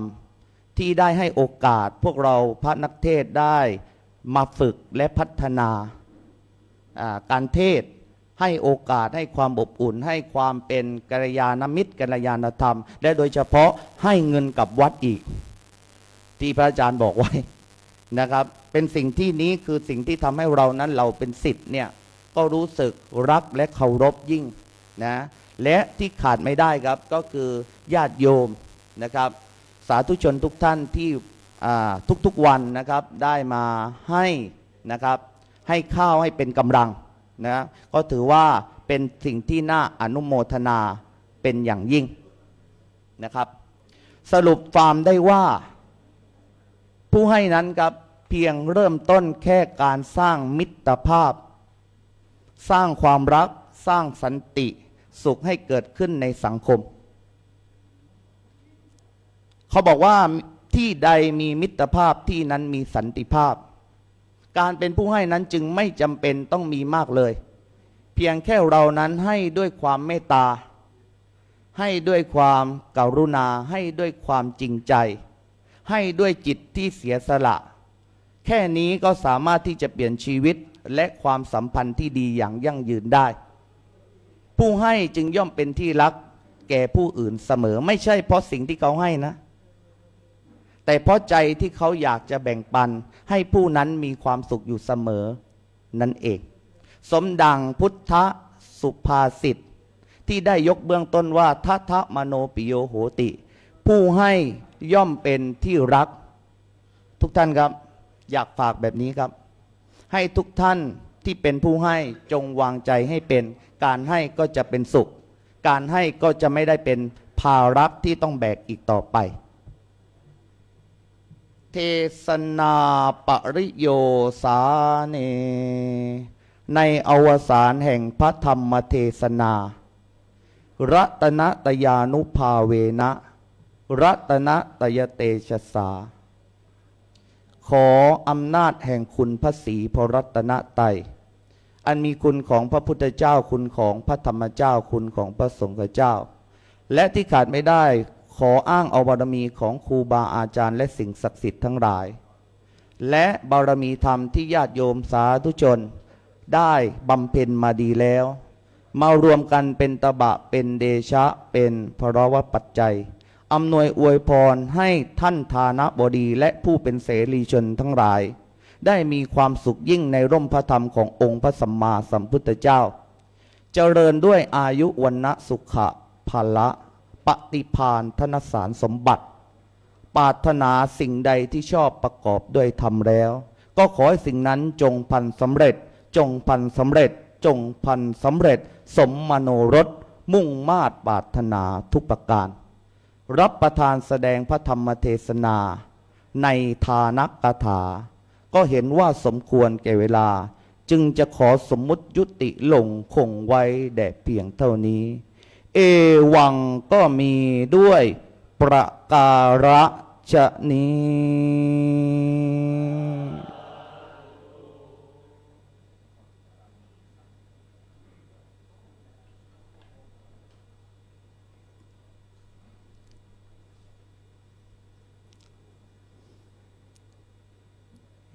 ยะ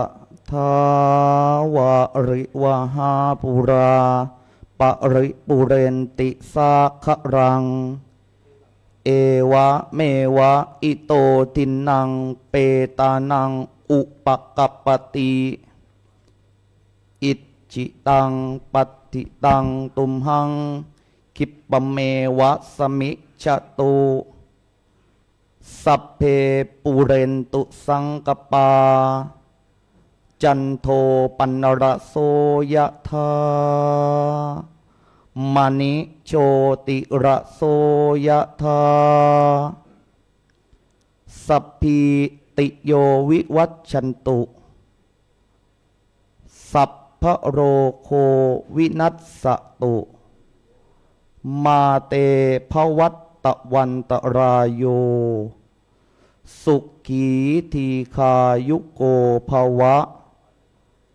อภิวาทนาสีลิสสะนิจจังวุธาปจายโนจัตตารโอธรรมาวัฏันติอายุวันโนสุขังภะลัง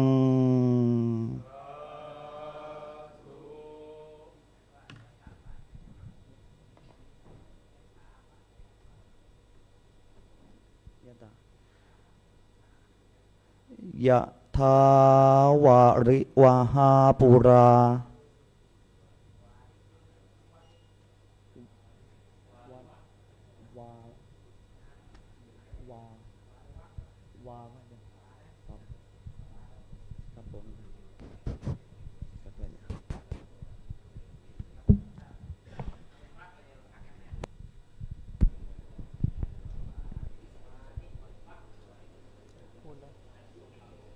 ครับ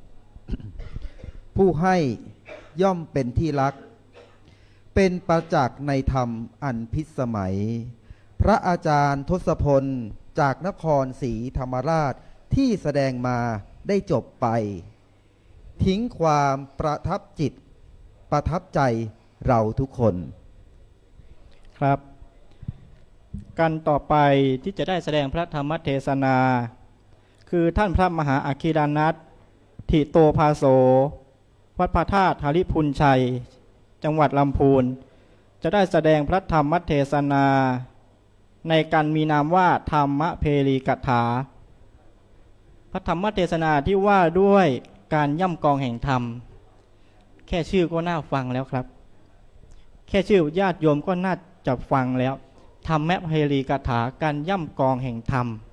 ท่านจะย่ำยังไงย่ำกองเช้าย่ำกองเพลหรือเปล่าหรือย่ำกองทำวัดนะครับญาติโยมต้องมาฟังกันเมื่อพร้อมแล้วเราจะได้ทำการย่ำกองแห่งธรรมกันเลย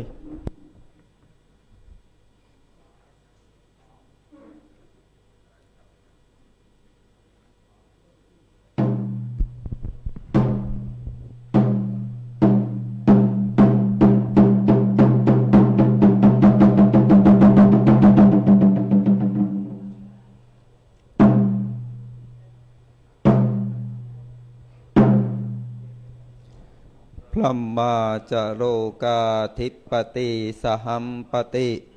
กัดอัญชลีอันทิวรังอาญาจทะสันติทะสตาปรชะคะชาติกาเทเสตุธรรมังอนุกัมปิมังปะชัง นะโมตัสสะภะคะวะโตอะระหะโตสัมมาสัมพุทธัสสะนะโมตัสสะภะคะวะโตอะระหะโตสัมมา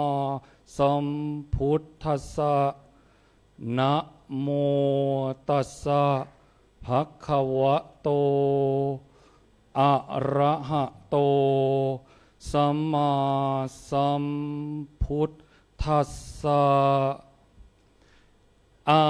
หะนิตวาธัมมะเพริงมันทันตัง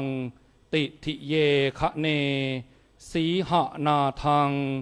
วะนะทันตังโกทิสวานัปปสีทะตีติณบัดนี้อัตมาภาพจะได้แสดงพระธรรมเทศนาในธรรมเพรีกถาว่าด้วยการย่ำกองแห่งธรรม เพื่อยังสัตว์โลกให้ตื่นรู้ตามคัมภีร์ขุททกนิกาย พุทธวงศ์อันมาในพระสุตตันตปิฎกเพื่อเป็นการระลึกถึงพระมหากรุณาธิคุณในองค์สมเด็จพระสัมมาสัมพุทธเจ้าที่ได้โปรดเมตตาประกาศพระสัทธรรมอันประเสริฐเพื่อประคับประคองฉลองศรัทธาประดับปัญญาบารมีเพิ่มพูนกุศลบุญญราศีแด่ท่านสาธุชนพุทธบริษัททานบดีผู้ใจบุญผู้รับรสพระสัทธรรมอันประเสริฐและค้ำจุนพระพุทธศาสนาให้ยืนยาวตลอด 5,000 พวรรษา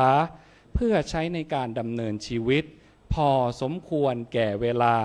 สืบต่อไปดำเนินความตามพระบาลีที่ได้ยกขึ้นอัตมาภาพขอถวายความนอบน้อมแด่องค์สมเด็จพระชินวรพระสัมมาสัมพุทธเจ้าผู้เป็นพระศาสดาเอกของโลกผู้เป่งธรรมเพรีมิใช่เพียงแค่เสียงกลองแต่เป็นวาทีอันกึกก้องของทำนองทองธรรมด้วยพระสุรเสียงอันเปี่ยมด้วยพระเมตตาแสดงสัจธรรมอันจริงของโลกอันมิใช่เป็นเพียงพระดำรัสแต่ยังเป็นหมายถึงพลังแห่งพระโพธิญาณพลังแห่งพระเมตตาพลังแห่งพระบารมีที่ปลุกสัตว์โลกให้ลุกขึ้นจากความมืดคืออวิชชาดำเนินความตามพระบาลีที่ยกขึ้นเป็นอุเทศบทว่าอาหานิตวาธรรมเพริงมัททันตังติทิเยคะเนสีหนาทังวนัตทังตังโกทิสวาณปสีทติซึ่งแปลเป็นภาษาไทยได้ว่าพระพุทธเจ้าผู้ทรงย่ำกองคือพระธรรมย่ำยีหมู่เดรถีทรงบรรลือสีหนาฏใครเล่าจะไม่เลื่อมใสจากพระดำรัสดังกล่าวจะเห็นได้ว่าพระองค์ทรงย่ำกองแห่งธรรมให้สรรพสัตว์ทั้งหลายตื่นรู้มีความสุขพ้นจากทุกข์ดังในธรรมเพรีอมตะเพรีในอรรถกถาและพระไตรปิฎกในพุทธวงศ์พระพุทธเจ้าทุกพระองค์นั้นเมื่อครั้นพระองค์ทรงตรัสรู้สัมมาสัมโพธิญาณแล้วไม่ได้ทรงนิ่งอยู่เฉยๆแต่ทรงย่ำกองแห่งธรรมให้กับสรรพสัตว์ทั้งโลกได้ตื่นรู้ As the drum for the Dhamma drums, it had been the Buddha have beating the Dhamma roll and echo sounding over 2,500 years. เสียงกลองธรรมมิใช่ดังเพียงจากเสียงมือแต่ยึดถือใจมั่นด้วยเมตตาธรรมะเพรีแววก้องกังวานพาเวไนยสัตว์ข้ามพ้นวัฏฏาสู่นิพพานอาตมาภาพอยากจะบอกว่าในส่วนวันนี้อาตมาภาพได้มาเทศนาเกี่ยวกับเรื่องธรรมเพรีในโครงการอบรมพระนักเทศน์ธรรมเพรีย่ำกองธรรมรุ่นที่หนึ่งธรรมาสนี้ถือว่าเป็นธรรมาสแรกของอาตมาภาพแม้ขนาดการออกเสียงท่านพระอาจารย์ท่านพระเดชพระคุณหัวเราะกันคิกแปลว่าออกเสียงถูกต้องแน่นอนเลยนะครับอยากจะบอกว่าตอนนี้ไม่ใช่แค่เสียงธรรมเพรีเพียงอย่างเดียวเสียงหัวใจของอาตมาภาพดังยิ่งกว่าเสียงธรรมเพรีอีกตื่นเต้นมากๆรัวมากๆแต่เมื่อรับพระธรรมเทศนารับประทานมาแสดงอาตมาภาพขอนำพระธรรมคำสั่งสอนขององค์สมเด็จพระชินวรมาบอกกล่าวกับคณะศรัทธาที่อยู่ที่วัดยานนาวาแห่งนี้ตลอดจนผู้ที่รับชมรับฟังทางสถานีวิทยุโทรทัศน์โลกพระพุทธศาสนาเฉลิมพระเกียรติผ่านช่องทาง WBTV ทางบ้านในบรรดาพระธรรมเทศนาขององค์สมเด็จพระสัมมาสัมพุทธเจ้าที่ท่านได้ย่ำกองธรรมเป็นครั้งแรกนั่นคือธรรมมาจากกัปป วัตนสูตร แก่ปัญจวัคคีย์ทั้งห้าถือว่าพระองค์ได้ทรงย่ำกองธรรมเป็นครั้งแรกหลังจากนั้นได้ทรงประกาศพระธรรมถึง 84,000 พระธรรมขันธ์อยากจะบอกว่าตลอดพระชนชีพท่านได้แสดงพระธรรมอย่างมากมายแต่ที่อาตมาจะหยิบยกขึ้นมานั่นคืออนุบุพพิกถาคือการเทศธรรม5หัวข้อในเรื่องของทานกถาในเรื่องของศีลกถาและในเรื่องของสักขกถาเรื่องของสวรรค์ข้อที่4กามาทีนวกถาเรื่องของโทษแห่งการมีกามหรือความสุขในสวรรค์และ5เนกขมมานิสังสกถาคือการออกบวชเนกขมมะนั่นเองหลายท่านคงจะได้เคยได้ฟังเกี่ยวกับเรื่องการเทศเกี่ยวกับการให้ทานและกับการให้ศีลมาหลายกันแล้ววันนี้อาตมาภาพอยากจะยกขึ้นมาเรื่องของทานทุกคนคงทราบดีแล้วแต่อยากจะบอกว่าเรื่องของศีลแล้วจริงๆถือว่าเป็นมหาทานอย่างเช่นศีลข้อที่1ปานาติปาตาเวรมณีดั่งพระเจ้าอโศกมหาราช the greatest majesty the king Asok of the India have been drum rollings changing for the drum roll for the war to the Dhamma roll ดังที่พระองค์พระอโศกมหาราชได้ทรงเปลี่ยนจากกองรบในสนามรบอันเกรียงไกรรวบรวมชมพูทวีปกลับกลายมาเป็นเสียงธรรมเพรีกองแห่งธรรมทรงทำการสังคายนาพระไตรปิฎกให้บวรพระพุทธศาสนามีความเจริญยั่งยืนมาถึงปัจจุบันมีการส่งพระธรรมทูตไปยังดินแดนต่างๆตลอดจนลบลาค่าฟันท่านก็ได้ยกเลิกทิ้งมีการสร้างเสาอโศกมีการสร้างพระเจดีย์ 84,000 พระเจดีย์ทั่วชมพูทวีปและในศีลข้อต่างๆมิว่าจะเป็นข้อที่2อทินนาทานาข้อที่3กาเมสุมิจฉาจาราเวรมณีและข้อที่4มุสาวาทารวมถึงข้อที่5สุราเมรยะมัชฌะปมาตฐานาเวรมณี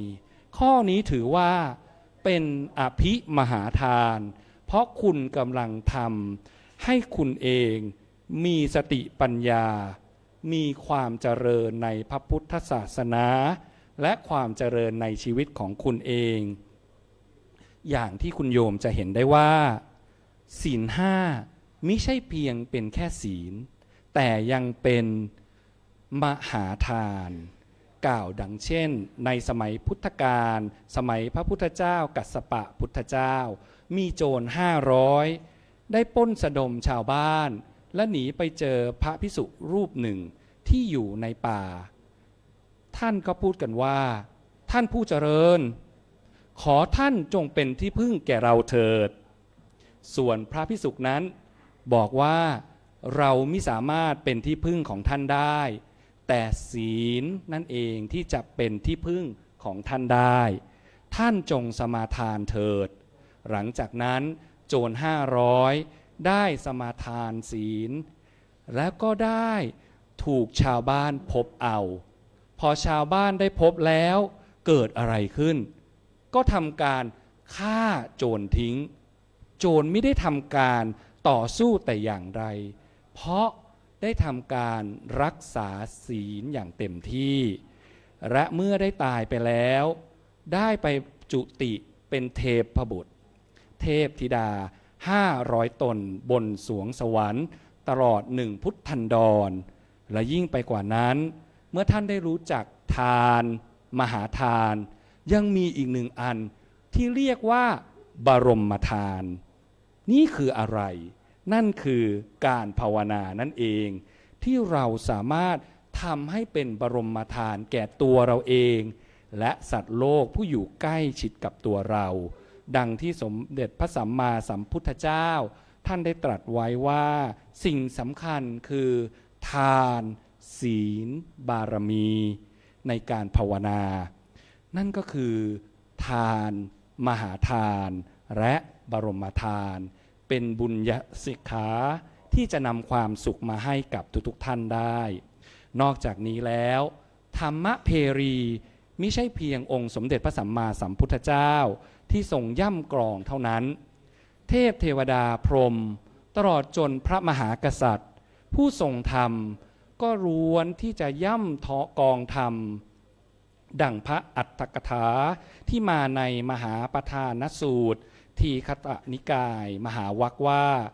หมื่นโลกกธาตุหวั่นไหวเสียงพิณดังขึ้นจากพิณที่ตึงสายเสียงกองดังขึ้นดังบุพนิมิตจากกองที่ตึงสายดังธรรมเพรีอันใหญ่คนหูหนวกได้ยินเสียงอย่างกับโสตทิพย์คนที่พิการสามารถเดินได้มีกำลังอย่างกับอิทธิบาททิพย์คนที่เป็นใบ้พูดไม่ได้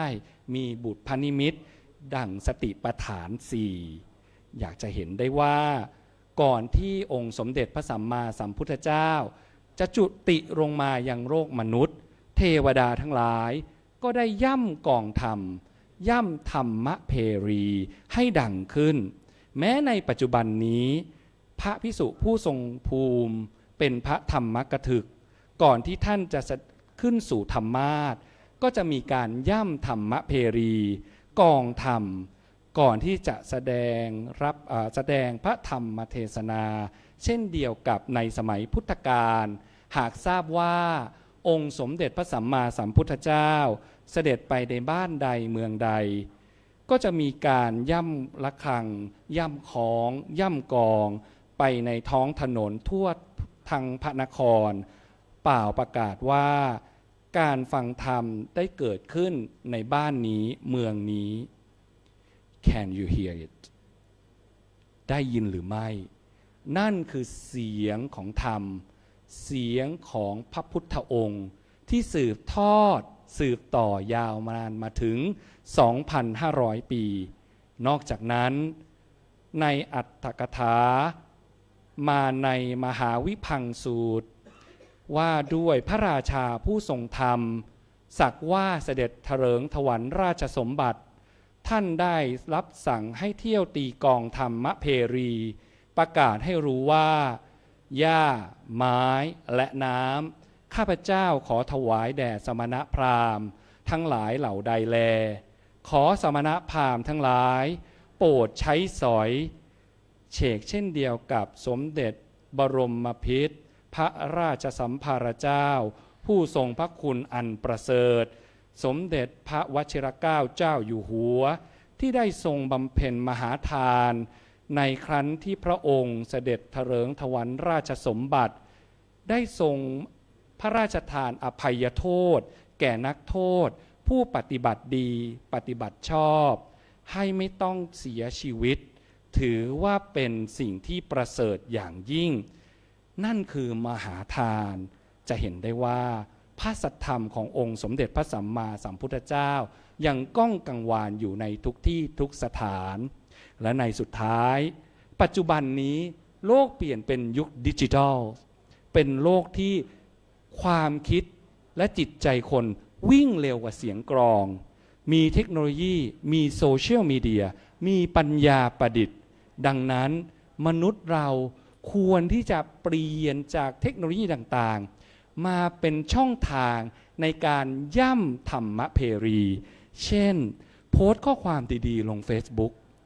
การแชร์ธรรมะในไลน์กลุ่ม Family การทำคลิปธรรมะชอบใจแบ่งปันไปก็ถือว่าท่านได้ย่ำกองแห่งธรรมธรรมเพรีในโลกยุคปัจจุบันนี้ Beating the sky so vast and wide a steady beat begin to rise no bonds of war or call to fight but echo to the truth the pierce the bright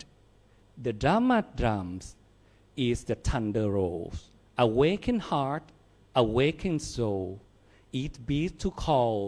cease to stiff, walk of the Buddha way to Nibbana ย่ำกองธรรมด้วยศีลปัญญาสมาธิมิใช่ย่ำด้วยจิตคิดตัณหาหากจะย่ำก็ย่ำด้วยจัญญาเสริมคุณค่าบารมีแห่งมรรคาธรรมเพรีพาชนพ้นจากทุกข์พึงระลึกเชิดชูยิ่งพระศาสนาเป็นอนุสรณ์สอนใจสู่นิพพาเล่งค้นหาแสงสว่างกระจ่างกมลมีในดังแสดงรับประทานแสดงพระธรรมเทศนามาด้วยประการฉนีเทศนาปริโยสาเนในอวสานเป็นที่สิ้นสุดลงแห่งพระธรรมเทศนารัตนัตยานุภาเวนะอาตมาภาพขออัญเชิญอนุภาพแห่งคุณพระศรีรัตนตรัยและสิ่งศักดิ์สิทธิ์ในสากลโลกตลอดจนบารมีขององค์พระธาตุเจ้าหริปุญชัยแห่งนครลำพูนอันเป็นที่เคารพสักการะมากว่า 1,300 ปีจงมาเป็นตบะเป็นเดชะเป็นภรวะปัจจัยให้ท่านทั้งหลายเจริญด้วยจตุรพิทธพรชัยคือพรทั้งสี่อายุวันนะสุขะภระและพรทั้งหลายอันประกอบด้วยปฏิภาณธนสารสมบัติธรรมสารสมบัติพึงได้ดวงตาเห็นธรรมตามธรรมเพรีขององค์สมเด็จพระสัมมาสัมพุทธเจ้าตลอดจนสามารถย่ำกองธรรมในใจของเราให้ดุจเป็นแสงเทียนแสงประทีปส่องสว่างใจในใจของตนจากโลกที่วุ่นวายแห่งนี้รวมถึงอาตมาภาพขออาราธนาเจริญพรพระภิกษุและสามเณรตลอดจนคุณโยมทั้งหลายร่วมกันถวายบุญกุศลที่เราท่านได้ร่วมฟังพระธรรมเทศนามาในวันนี้เพื่อถวายเป็นพระราชกุศลในพระบาทสมเด็จพระวชิรเกล้าเจ้าอยู่หัวผู้ทรงพระคุณอันประเสริฐที่พระองค์ได้ทรงย่ำกองธรรมและทรงทำมหาทานปกครองแผ่นดินโดยธรรมเป็นองค์อุปถัมภพแก่สมณะชีพราหมณ์และเหล่าอาณาประชาราษฎร์ให้มีความสุขทุกทิวาราตรีด้วยอำนาจบุญนี้ขอให้พระองค์จงทรงพระเจริญยิ่งยืนนานมีความเกษมสำราญสถิตมั่นในมหัยสวรรค์ราชสมบัติตลอดจิรธิการรับประทานแสดงพระธรรมเทศนาในธรรมเพรีกถาก็พอสมสมัยได้เวลาจึงขอสมมุติยุติรงคงไว้แต่เพียงเท่านี้เอวังก็มีด้วยประการฉะนี้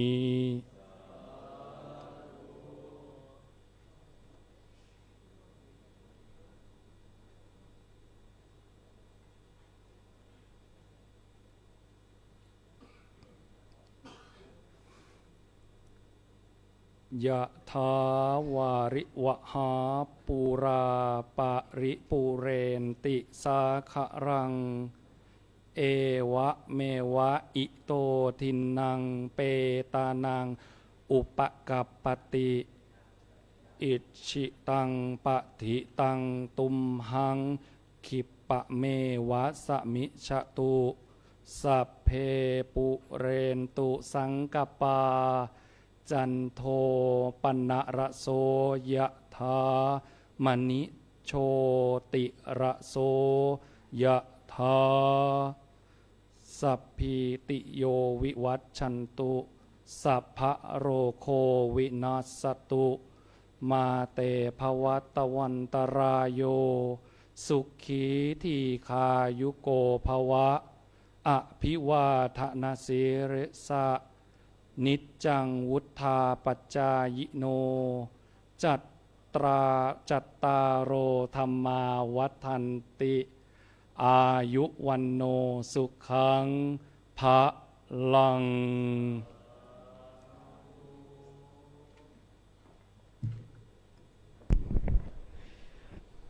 พระมหาอัคคิรนัตผู้ถนัดนักในภาษา สปีกอิงรีดไฟแลบแจ่มแจ้งแสนโสภา แสดงเทศนาธรรมเพรีกถา ว่าด้วยการย่ำกรองแห่งธรรม well done and very excellent เป็นประจักษ์ได้จบลงคงไว้แต่ความภูมิใจเราทุกคนครับจบไปแล้วครับกับพระธรรมเทศนา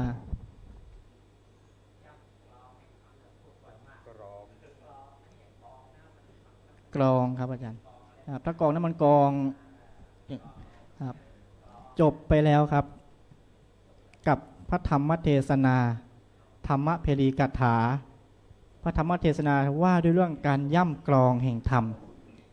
ถือว่าเป็นพระนักอบรมที่มีความสามารถมากครับ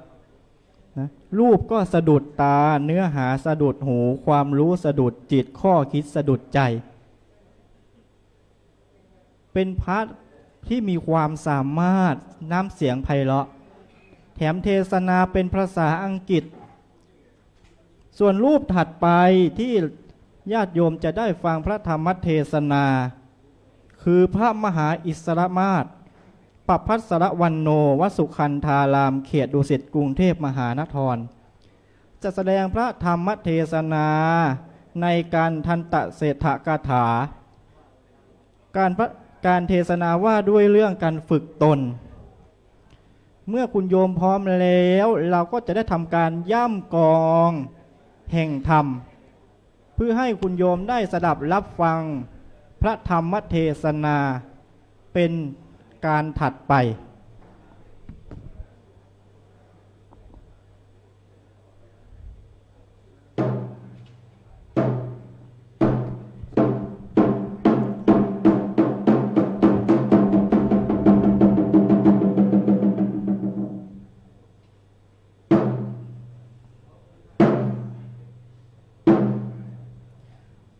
พรัมมาจโรกาธิปติสหัมปติ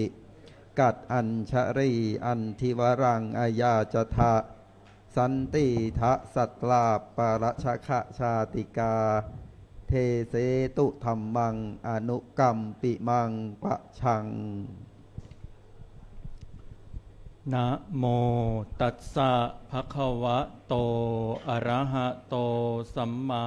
สัมพุทธัสสะนะโมตัสสะภะคะวะโตอะระหะโตสัมมาสัมพุทธัสสะนะโมตัสสะภะคะวะโตอะระหะโตสัมมาสัมพุทธัสสะทันโตเศธโธมนุษเสสุติอิณโอกาส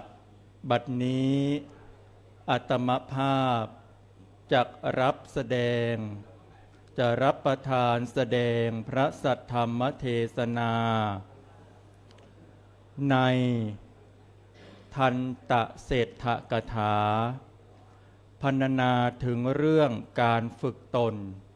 เพื่อฉลองศรัทธาประดับปัญญาบารมีอนุโมทนากุศลบุญญราศีแด่ท่านพุทธเมธีชนที่มาพร้อมกันณที่ประชุมแห่งนี้เนื่องในวันธรรมสวนะวันแห่งการฟังธรรมสำหรับเป็นโอกาสที่โครงการอบรมพระนักเทศน์ธรรมเพรีย่ำกรองแห่งธรรมณอาคารเจษฎาบดินทร์วัดยานนาวาพระอารามหลวงแห่งนี้ตามสมควรแก่เวลาสืบต่อไปจะน้อมนำธรรมะอันล้ำค่าให้ปัญญาชาวพุทธผุดผ่องใสประกาศธรรมเพรีให้กว้างไกลปลุกหัวใจชาวพุทธด้วยไมตรีสื่อสารธรรมฝึกใจใสสะอาดละอาฆาต ละหลงจงหลีกหนีฝึกตนได้ใจหนักแน่นแม้ทุกมี ฝึกให้ดีย่อมเป็นยอดในหมู่ชน ท่านพุทธศาสนิกชนทุกคนทุกท่าน ในบรรดาสัตว์ทั้งหลายมนุษย์เป็นสัตว์ที่ไม่อาจพึ่งตนได้ในเบื้องต้นต้องอาศัยบุคคลอื่นจึงจะมีชีวิตรอดได้ ฉะนั้นไม่ว่าจะเป็นผู้ใดก็ตามที่เกิดมาบนโลกนี้แล้ว หากไม่ได้รับการฝึกฝนตนเองก็จะไม่แตกต่างจากสัตว์ดิบฉานทั้งหลายมนุษย์จะประเสริฐได้ด้วยการฝึกตนเองเป็นพระราชาก็ฝึกพระองค์จึงจะเป็นพระราชาที่ดีเป็นพระก็ต้องฝึกฝนตนจึงจะเป็นพระที่ดีเป็นประชาชนก็ต้องฝึกฝนตนจึงจะเป็นประชาชนที่ดีหรือแม้แต่เป็นนักเรียนก็ต้องฝึกฝนตนจึงจะเป็นนักเรียนที่ดีได้ฉะนั้นการฝึกฝนตนเองจึงเป็นบทเริ่มต้นที่จะทำให้เป็นยอดของคนได้สมเด็จพระพุทธโฆษาจารย์ได้กล่าวไว้ว่าศักยภาพของมนุษย์คือจุดเริ่มต้นของพระพุทธศาสนาศักยภาพของมนุษย์คือจุดเริ่มต้นของพุทธศาสนาสมดังอุทเทศที่ยกขึ้นเป็นนิเคปบทเบื้องต้นว่าทันโตเศรษโธมนุษเสสุแปลใจความว่าในบรรดามนุษย์ทั้งหลายผู้ฝึกตนเป็นบุคคลผู้ประเสริฐดังจะเห็นได้ว่าองค์สมเด็จพระศาสดาสัมมาสัมพุทธเจ้าของเราท่านทั้งหลายเป็นบุคคลที่ฝึกฝนตนเองอย่างยอดเยี่ยมในชินการมารีปกรณ์ได้พรรณนาเรื่องราวเป็นปฐมจิตตุปบาทของพระบรมโพธิสัตว์ความว่าในคราวนั้นมีเมืองชื่อว่าคันธาระมีบุรุษยากจนคนหนึ่งดำรงชีวิตตนเองด้วยการเก็บของป่าเก็บไม้มาขายเลี้ยงชีวิตดูแลมารดาที่แก่ชราของตนปรากฏว่าวันหนึ่งเกิดความรู้สึกว่าชีวิตมันยากจนเข็นใจลำบากในขณะที่ตนกำลังนั่งพักจากการเหนื่อยล้าจึงคิดที่จะแสวงหาโชคจึงปรึกษากับมารดาว่าเราจะต้องไปแสวงหาโชคที่เมืองอื่นที่มีความอุดมสมบูรณ์จึงพามารดาของตนขึ้นเรือสำเภาเพื่อจะไปหวังเอาน้ำบ่อหน้ามาเลี้ยงดูมารดาปรากฏว่าเมื่อล่องเรือสำเภาไป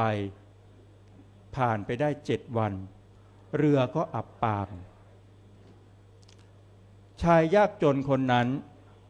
ด้วยจิตที่มีความกตัญญูต่อมารดาก็นำมารดาของตนขึ้นบนบ่าแล้วก็แหวกว่ายท่ามกลางมหาสมุทรคนทั้งหลายที่ถูกภัยอันตรายจากท้องทะเลเบียดเบียน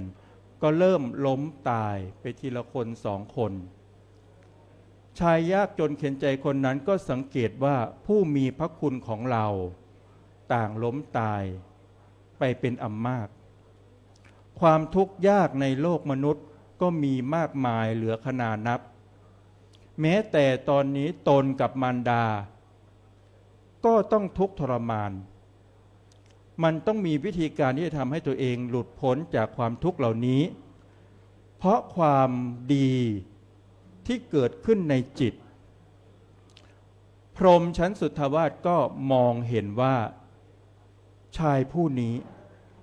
มีหัวใจที่ผ่องใสพ พอที่จะเป็นมหาบุรุษของโลกได้เพราะโลกมนุษย์เราเว้นว่างจากพระประทีปแก้วก็คือองค์สมเด็จพระสัมมาสัมพุทธเจ้ามาเนิ่นนานก็เลยมาดลใจให้ชายยากจนคนนั้นปรารถนาพุทธภูมิก็ตั้งสัจจะในใจว่า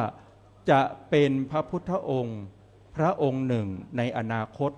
เพื่อจะนำพาสัตว์โลกทั้งหลายข้ามพ้นจากความทุกข์ทั้งปวงได้ในเรื่องนี้จึงเป็นเบื้องต้นแห่งการฝึกฝนความเป็นโพธิสัตว์คือผู้ที่จะมาตรัสรู้ในอนาคตนั้นจะเห็นได้ว่าการฝึกตนต้องเริ่มต้นอยู่ที่ใจการฝึกตนต้องเริ่มต้นอยู่ที่ใจเราก่อนการฝึกตนในทางพระพุทธศาสนาฝึกอย่างไรการฝึกต้องทำอย่างสม่ำเสมต้องทำอย่างต่อเนื่องเบื้องต้นคือฝึกกายให้งามด้วยศีลไม่โหดร้ายมีใจเมตตา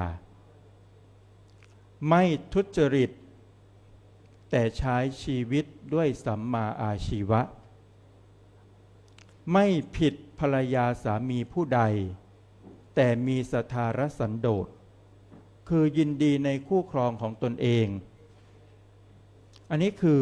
ให้กายสะอาดให้วาจาสะอาดมีสัมมาวาจาจริงใจได้ประโยชน์ประกอบด้วยเมตตา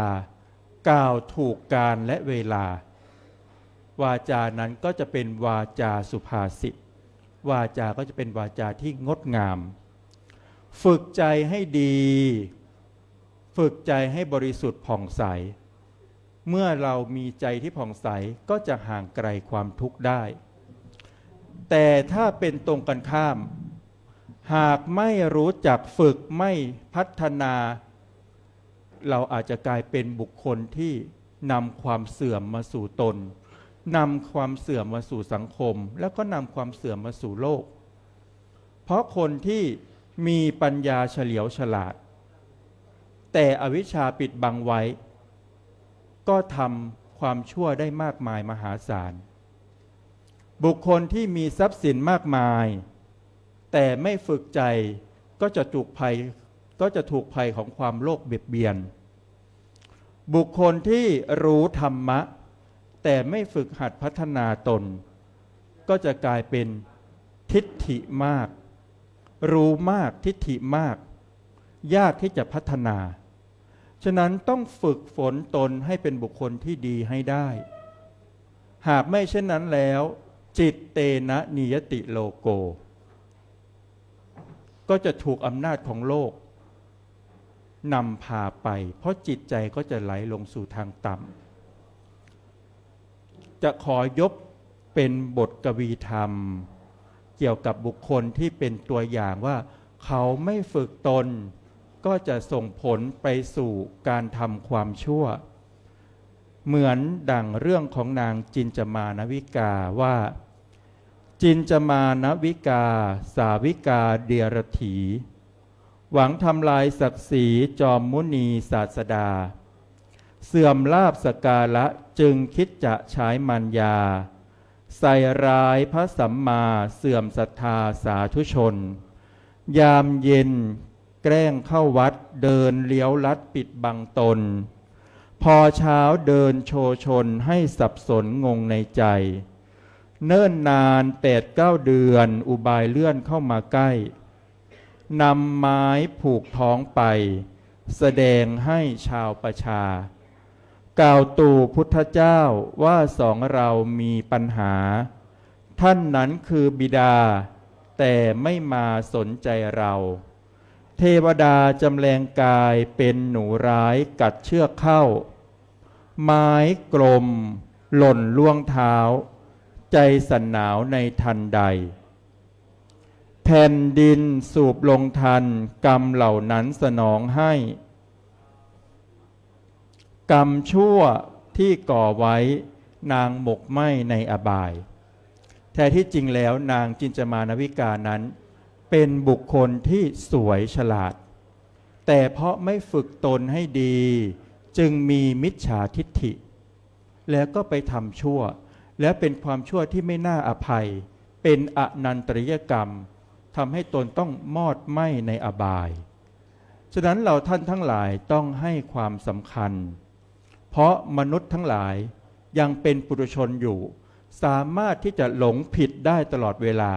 เมื่อใดขาดสติขาดปัญญาความโลภโมโทสันปิดบังตาไว้ใจก็จะตกต่ำก็จะกระทำแต่ความชั่วตัวก็จะเดือดร้อนฉะนั้นจึงจะสรุปเป็นบทกลดังต่อไปนี้ว่าฝึกวาจาฝึกจิตคิดให้ดีฝึกกายนี้อย่าพลั้งพลาดณท่านหนารู้เท่าทันโลภโกรธหลงอวิชชาชีวิตจะมีค่าถ้าฝึกตนจึงขอฝากท่านสาธุชนไว้แต่เพียงเท่านี้เทศนาปริโยสาเนในอวสานเป็นที่จบลงแห่งพระธรรมเทศนารัตนัตยานุภาเวนะรัตนัตยะเตชะสาขอเดชะพระไตรรัตน์พิพัฒน์ผลบันดาลดลสิริสุขทุกสมัยขอเดชะพระไตรรัตน์กำจัดภัยให้ห่างไกลหมู่มารเหล่าพานชนขอเดชะพระไตรรัตน์กำจัดโลกให้หายโศกโชคดีทุกแห่งหนขอเดชะพระไตรรัตน์ยอดมงคลให้ได้ยนต์บรมสุขทุกประการรับประทานแสดงพระสัทธรรมเทศนาในทันตะเศรษฐกถาก็สมสมัยได้เวลาจึงขอสมมุติยุติลงคงไว้แต่เพียงเท่านี้เอวังก็มีด้วยประการฉนี้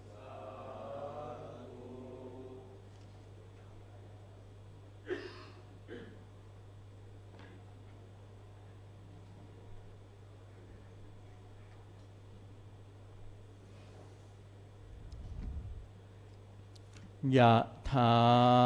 วาริวหาปุราปริปุเรนติสาครังเอวะเมวะอิโตทินังเปตานังอุปกัปปติอิชิตังปัฏฐิตังตุมหังคิปะเมวะสมิจฉตุสัพเพปูเรนตุสังกปาจันโทปนรโสยะถามณิโชติระโสยะถาสัพพิติโยวิวัชชันตุสัพพะโรโควินัสสตุมาเตภวัตวันตรายโยสุขีทีคายุโกภวะอภิวาทนาสีลิสะนิจจังวุธาปจายโนจัตตารโอธรรมาวัฏันติอายุวันโนสุขังภะลัง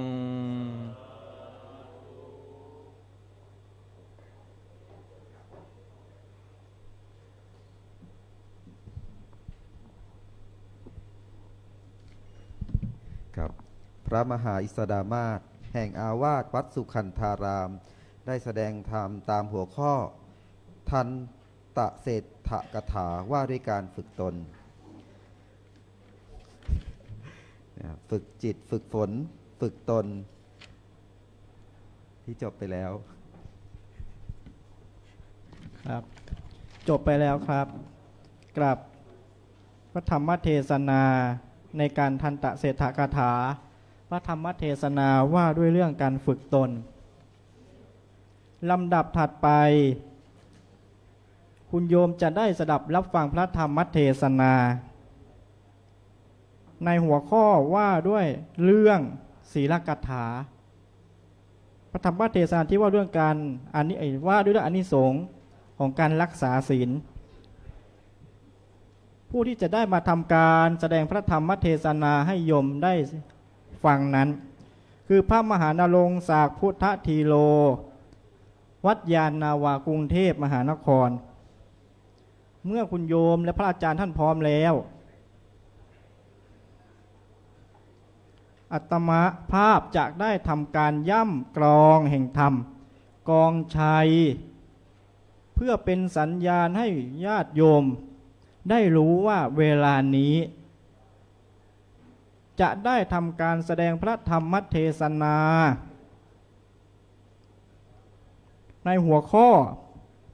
ศีลกถาอานิสงส์ของศีล เมื่อโยมพร้อมแล้วอัตมภาพจะได้ทำการย่ำกรองเป็นลำดับต่อไป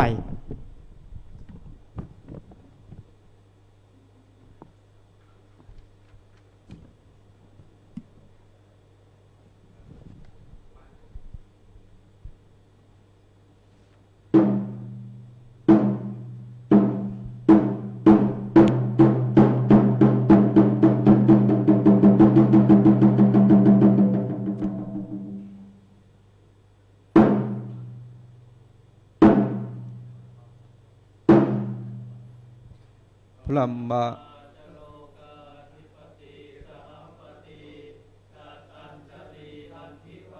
อายาจทะสันติทะสรัชขะชาติกาเทเตติ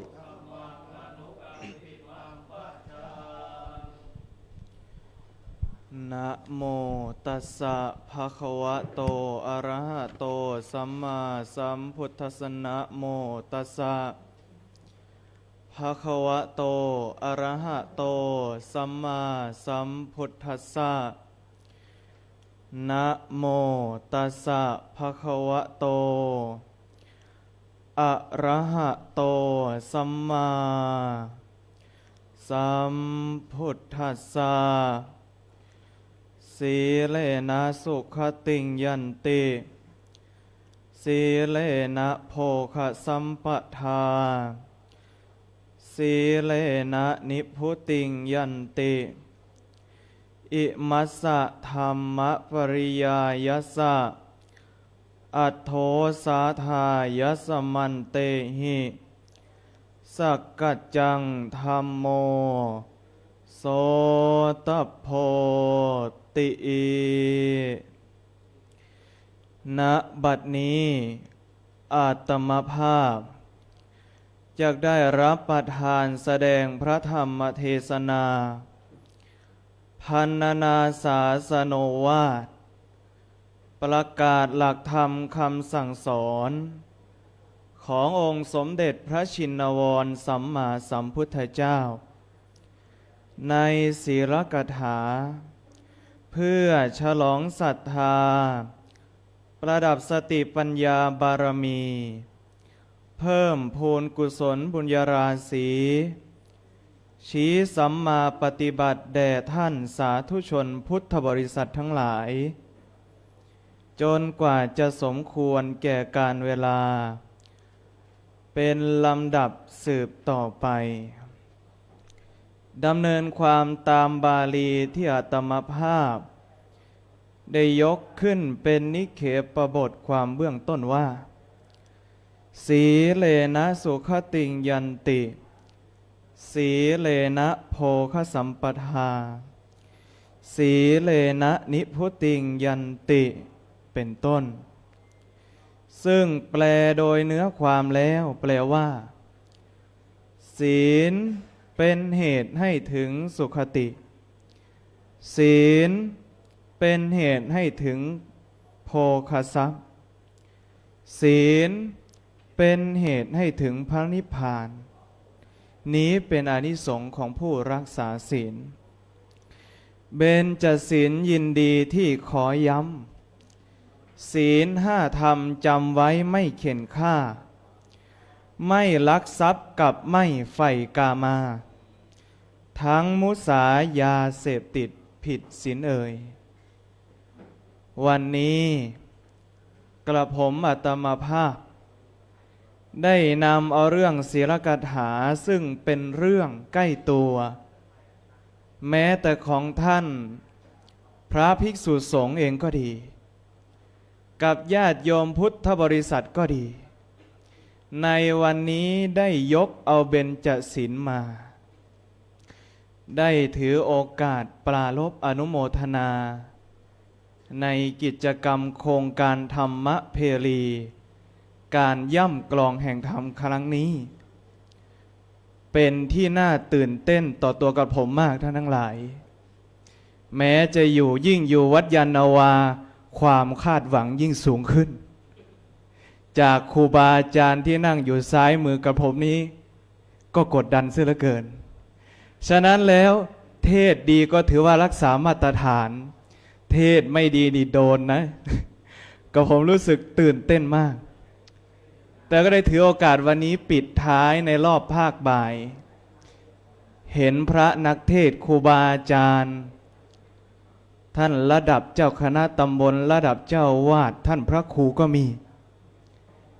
ได้มาสมัครเป็นหนึ่งในสมาชิกโครงการนี้กับผมเห็นแล้วก็รู้สึกอัศจรรย์ใจ ที่พระเถระหลายรูปท่านพระอาจารย์หลายรูป เทศนาได้จับใจ นั่งฟังไปก็หลายรูปโดยเฉพาะอย่างยิ่งแล้วในบ่ายวันนี้กระผมไม่หลับเลยท่านทั้งหลาย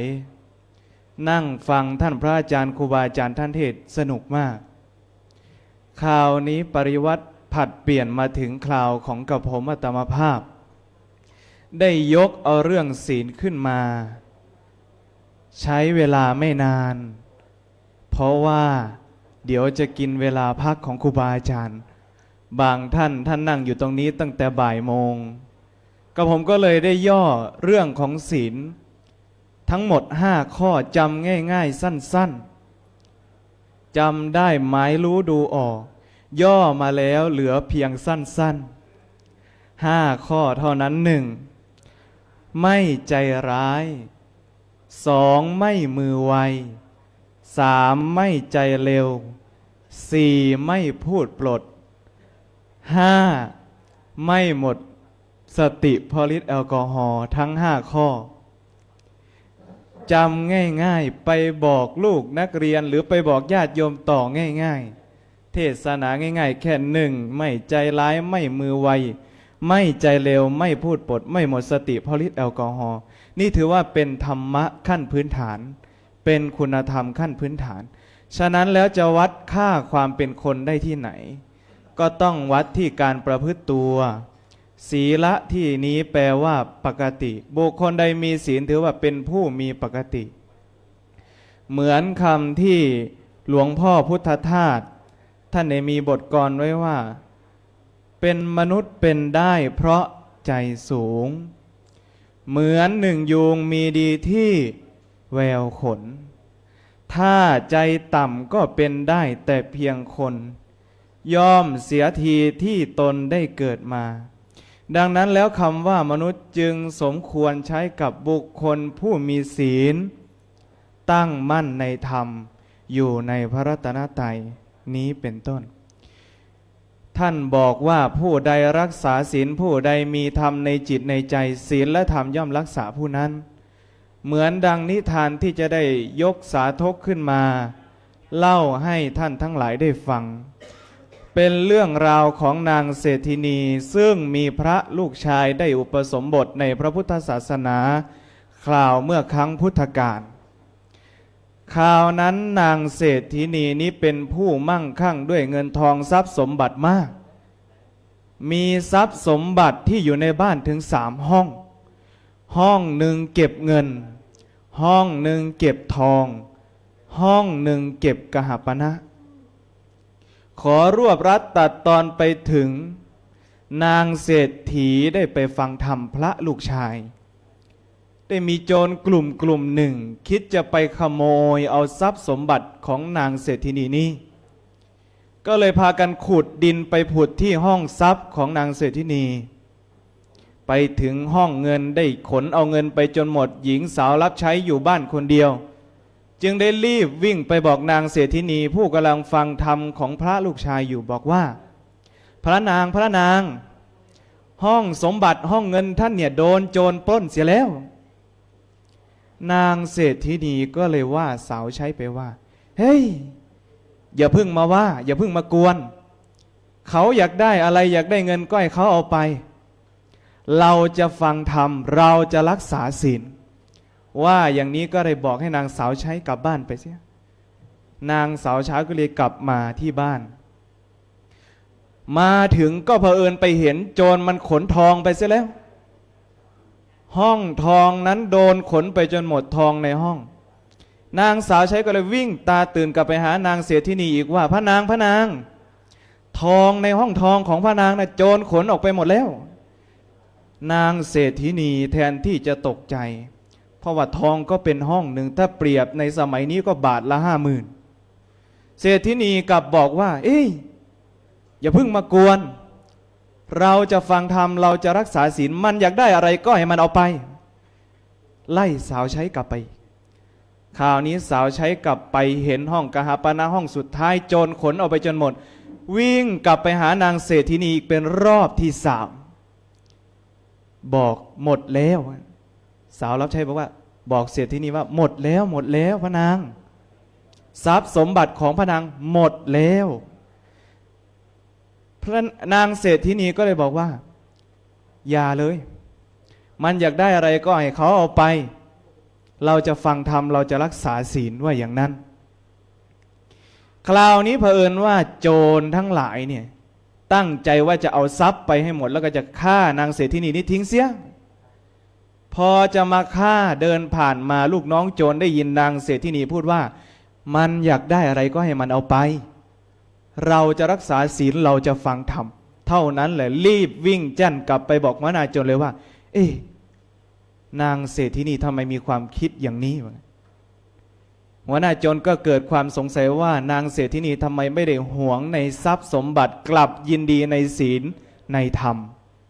อยากที่จะรักษาศีลอยากที่จะฟังธรรมจึงไปถามนางเศรษฐีและขอขมาขออโหสิกรรมทั้งหลายนางเศรษฐีนีก็ได้บอกว่าท่านอย่ามาขอขมากรรมอย่ามาขออโหสิกรรมจากเราเลยพระลูกชายเราโน่นผู้แสดงธรรมท่านจงไปขอโทษขออภัยกับท่านเถิดคราวนี้หัวหน้าโจรได้ไปกราบขออภัยกับพระลูกชายของนางเศรษฐีนีพระลูกชายก็เลยได้ให้ศีลพอถัดจากนั้นแล้วโจรได้เลื่อมใสมากได้ขออุปสมบวชในพุทธศาสนาด้วยนี่โจรกลับใจท่านทั้งหลาย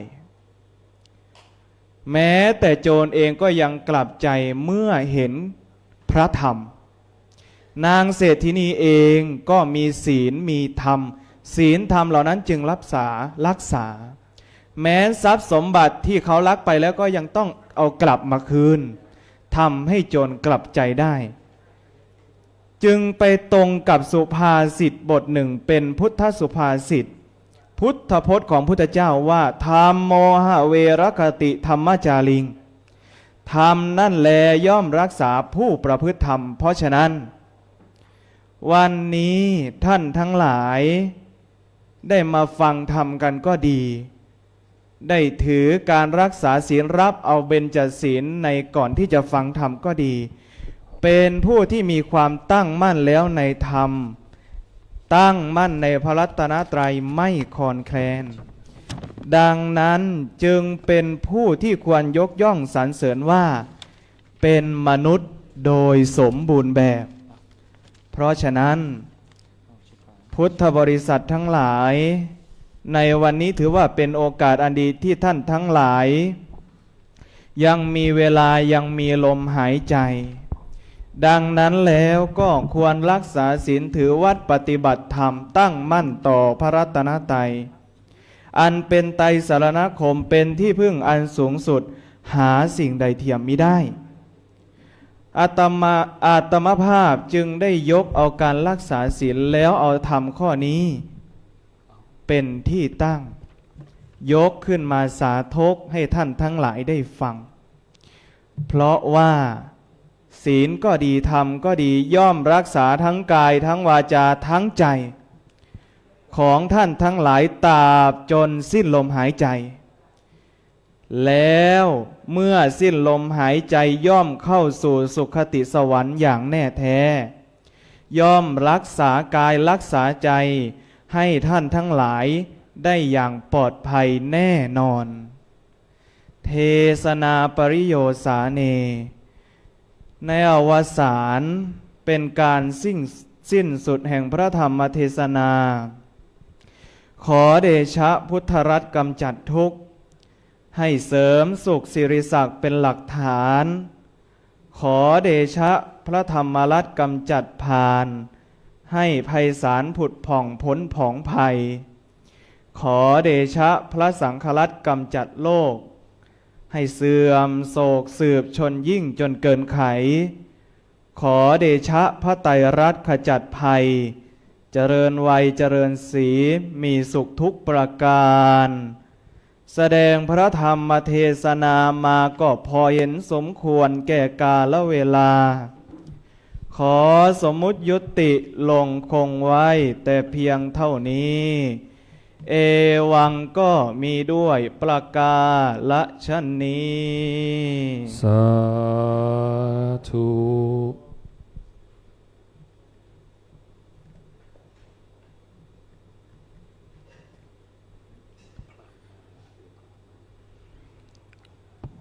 ยะถาวาริวหาปุราปริปุเรนติสาครัง เอวะเมวะอิโตทินังเปตานังอุปกปปติ อิชิตังปฏิตังตุมหังคิปะเมวะสมิจฉตุสัพเพปุเรนตุสังกัปปาจันโทปนะระโสยะถามณิโชติระโสยะถาสัพพิติโยวิวัชชันตุสัพพโรโควินัสตุมาเตภวัตวันตรายโยสุขีทีคายุโกภวะ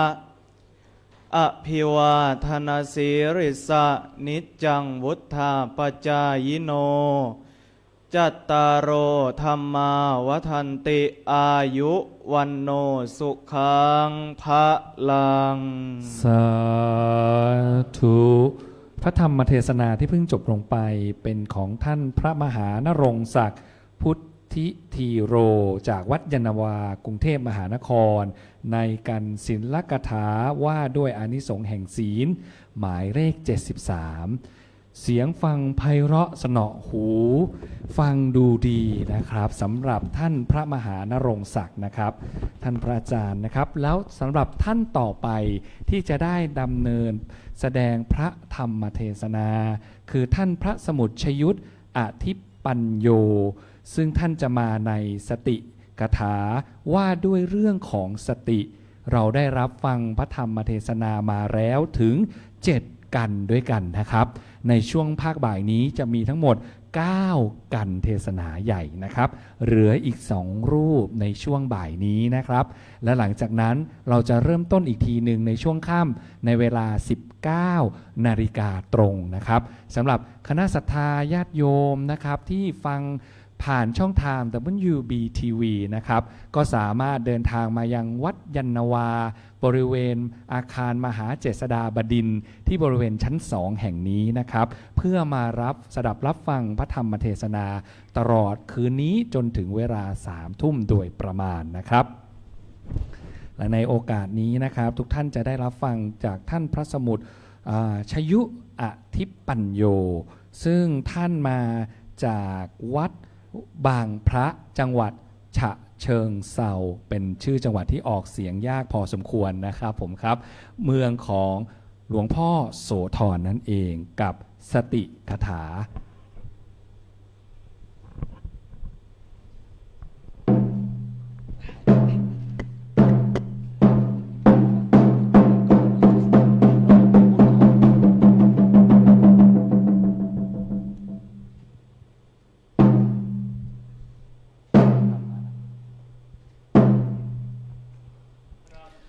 จโรกา ธิปติสหัมปติกัดอัญชรีอันทิวรังอายาจทะสันติทะสตาปรชคะชาติกาเทเสตุธัมมังอนุกัมปิมังปัจฉัง นะโมตัสสะภะคะวะโต อะระหะโตสัมมาสัมพุทธัสสะนะโมตัสสะภะคะวะโตอะระหะโตสัมมาสัมพุทธัสสะนะโมตัสสะภะคะวะโตอะระหะโตสัมมาสัมพุท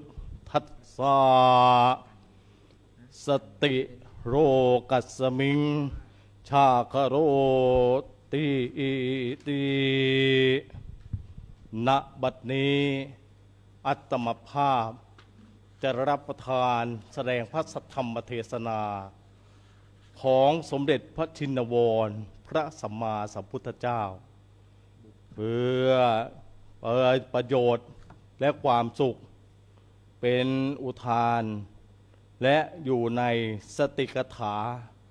ที่ท่านสาธุชนทั้งหลายจะได้สดับรับฟังเป็นเครื่องประคับประคองฉลองศรัทธาประดับปัญญาบารมี เพิ่มพูนกุศลบุญยราศีของสาธุชนพุทธบริษัททั้งหลายผู้ที่มาขวนขวายบำเพ็ญบุญบำเพ็ญธรรมณวัดยานนาวาแห่งนี้ตราบจนสมควรแก่เวลาสืบต่อไปหน้าที่นี้เป็นสิ่งคู่ชีวิตหน้าที่นี้ทำจิตให้ผ่องใสหน้าที่นี้สำคัญกว่าสิ่งใดหน้าที่นี้ทำให้ใจเราสุขเย็นคำว่าสตินั้นเป็นเครื่องระลึกรู้อยู่ในสถานะของใจของจิตของเราต้องมีสติเป็นเครื่องกำกับให้รู้เท่าทันตามความเป็นจริงที่เกิดขึ้นณปัจจุบันขณะทุกๆคราไปและในวันนี้อาตมาภาพจะได้มาบอกสิ่งในใจของพวกเรามันก็คือ3 เสือหรือ3 สอนเองเนาะ3 เสือตัวแรกคืออะไรเสือตัวแรกคือการบอกรักตัวเองเรารักตัวเองได้อย่างไรคือการรู้เท่าทันในการดำรงชีวิตอยู่ตามการเวลาที่หมุนเวียนเปลี่ยนไปตามปัจจุบันการของโลกเราแต่ทุกวันนี้เราไปตามเทคโนโลยีมากเกินไปจนลืมจิตลืมกายลืมใจของตัวเรายกตัวอย่างเช่นในข้อแรกในเสือตัวแรกนะเด็กสมัยนี้ชอบติดเครื่องบริโภคเนาะแบบไหนนะคือโทรศัพท์นี่เองนะ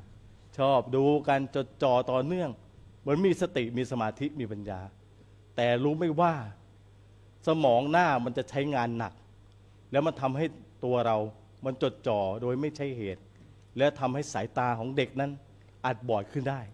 ที่เราเห็นกันอยู่ตามข่าวเป็นทุกๆวันนี้และทำให้อารมณ์เด็กนั้นมีการเสื่อมทางสมรรถภาพทางศักยภาพของร่างกายยิ่งสายตาแล้วนะและการเรียนการศึกษามันก็ไม่ได้ด้วยนะสิ่งเหล่านี้เราต้องเตือนตนเราต้องรักตัวเองก่อนที่จะรักตัวเองได้1ต้องย้อนไปที่คุณพ่อคุณแม่ผู้ให้บังเกิดขึ้นเราต้องดูแลด้วยกายด้วยใจด้วยความรักที่จริงใจจริงๆนะเราไม่ได้เลี้ยงด้วยเครื่องอุปโภคบริโภคคือเครื่องมือสื่อสารสิ่งเหล่านี้จะทำให้ตัวเรามันขาดจากความเป็นจริงขาดจากความเป็นตัวเป็นตนและทุกๆวันนี้ชีวิตของเราเดินด้วยชีวิตของเราหรือไม่หรือเราเดินด้วยเครื่องอุปโภคบริโภคที่มันอยู่นอกกายของเรานี่เอง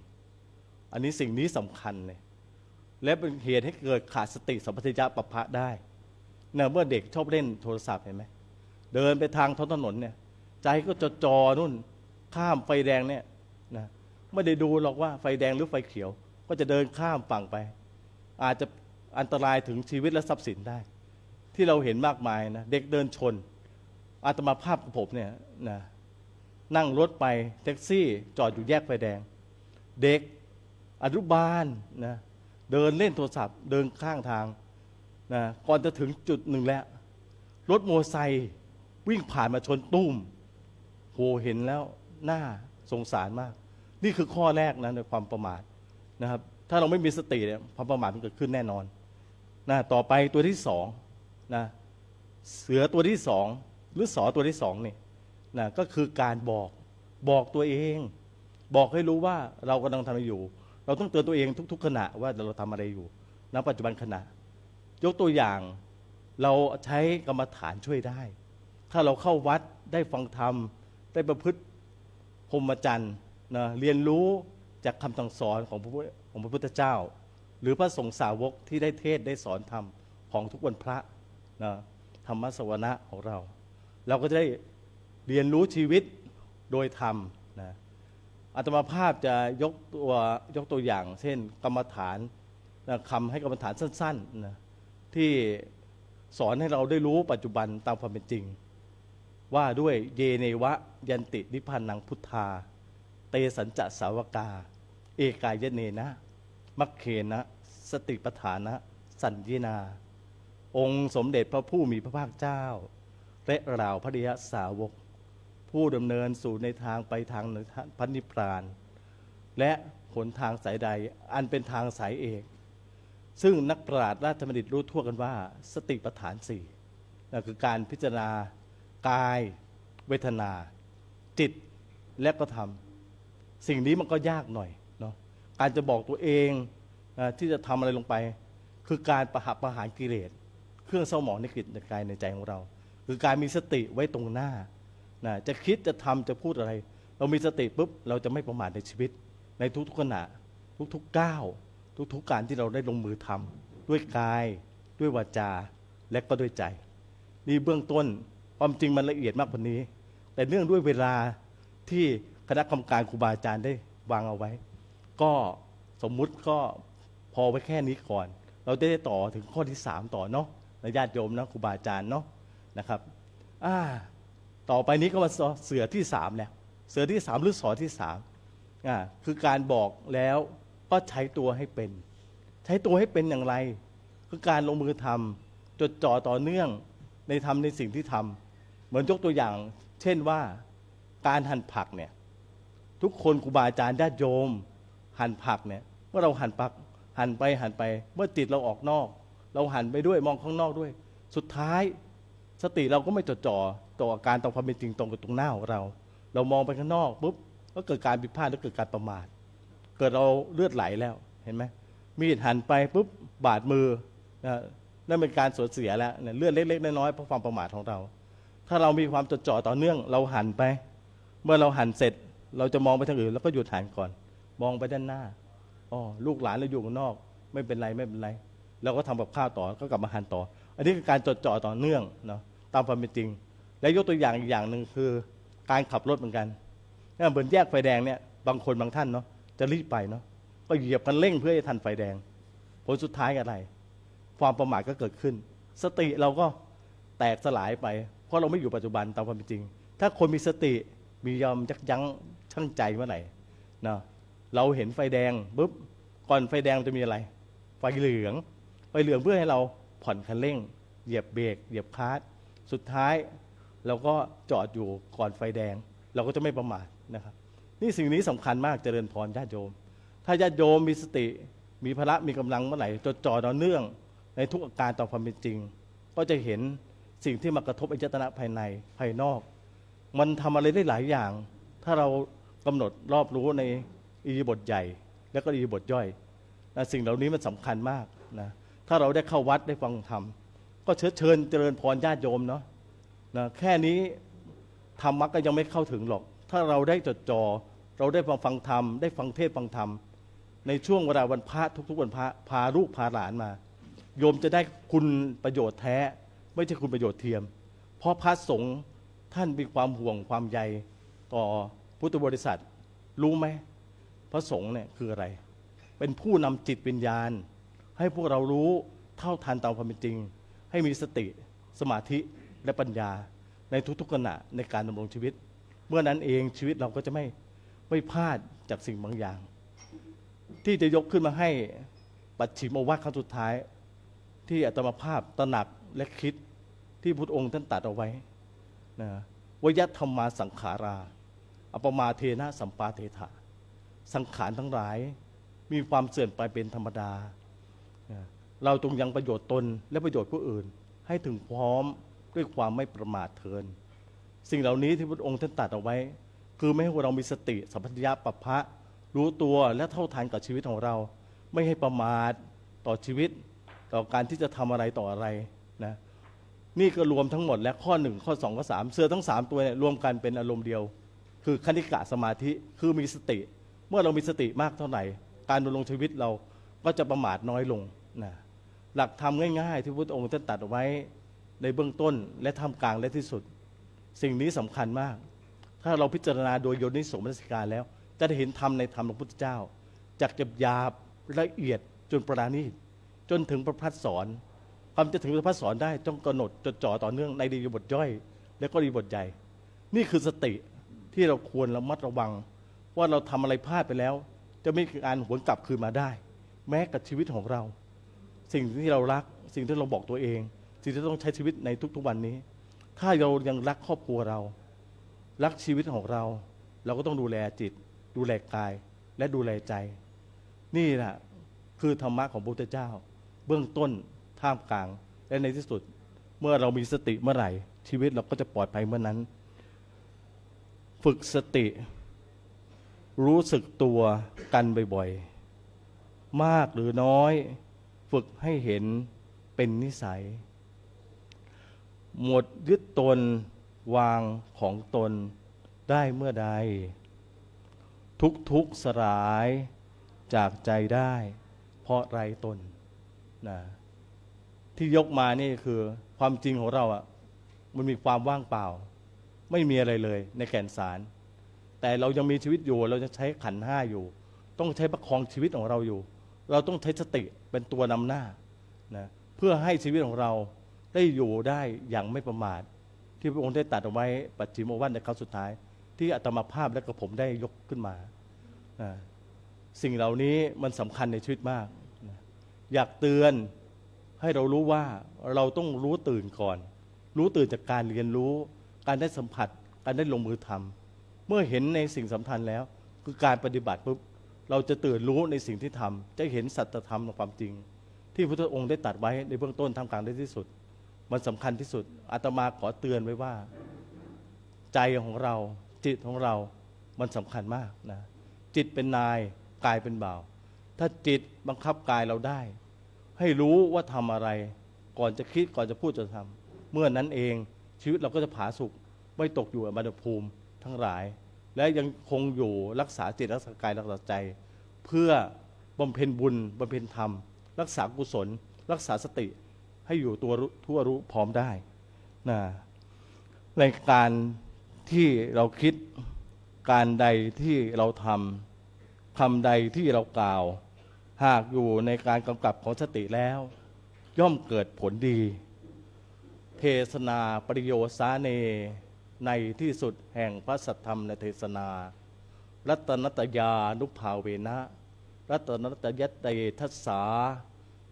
ขออนุภาพแห่งพระพุทธรักษ์ขจัดทุกข์บังเกิดสุขสิริศักดิ์เป็นหลักฐานขออำนาจพระธรรมรัตน์ขจัดพานให้ชื่นบานผุดผ่องพ้นผองภัยขออำนาจพระสังฆรักษ์ขจัดโลกให้สิ้นทุกข์สิ้นโศกสุขสดใสขออำนาจพระไตรลักษณ์ดังฉัตรชัยขอเจริญในพระธรรมตลอดกาลรับประทานพระธรรมเทศนาในสติกถาก็พอสมควรได้สมัยได้เวลาขอสมมุติยุติคงไว้แต่เพียงเท่านี้เอวังก็มีด้วยประการฉนี้สาธุ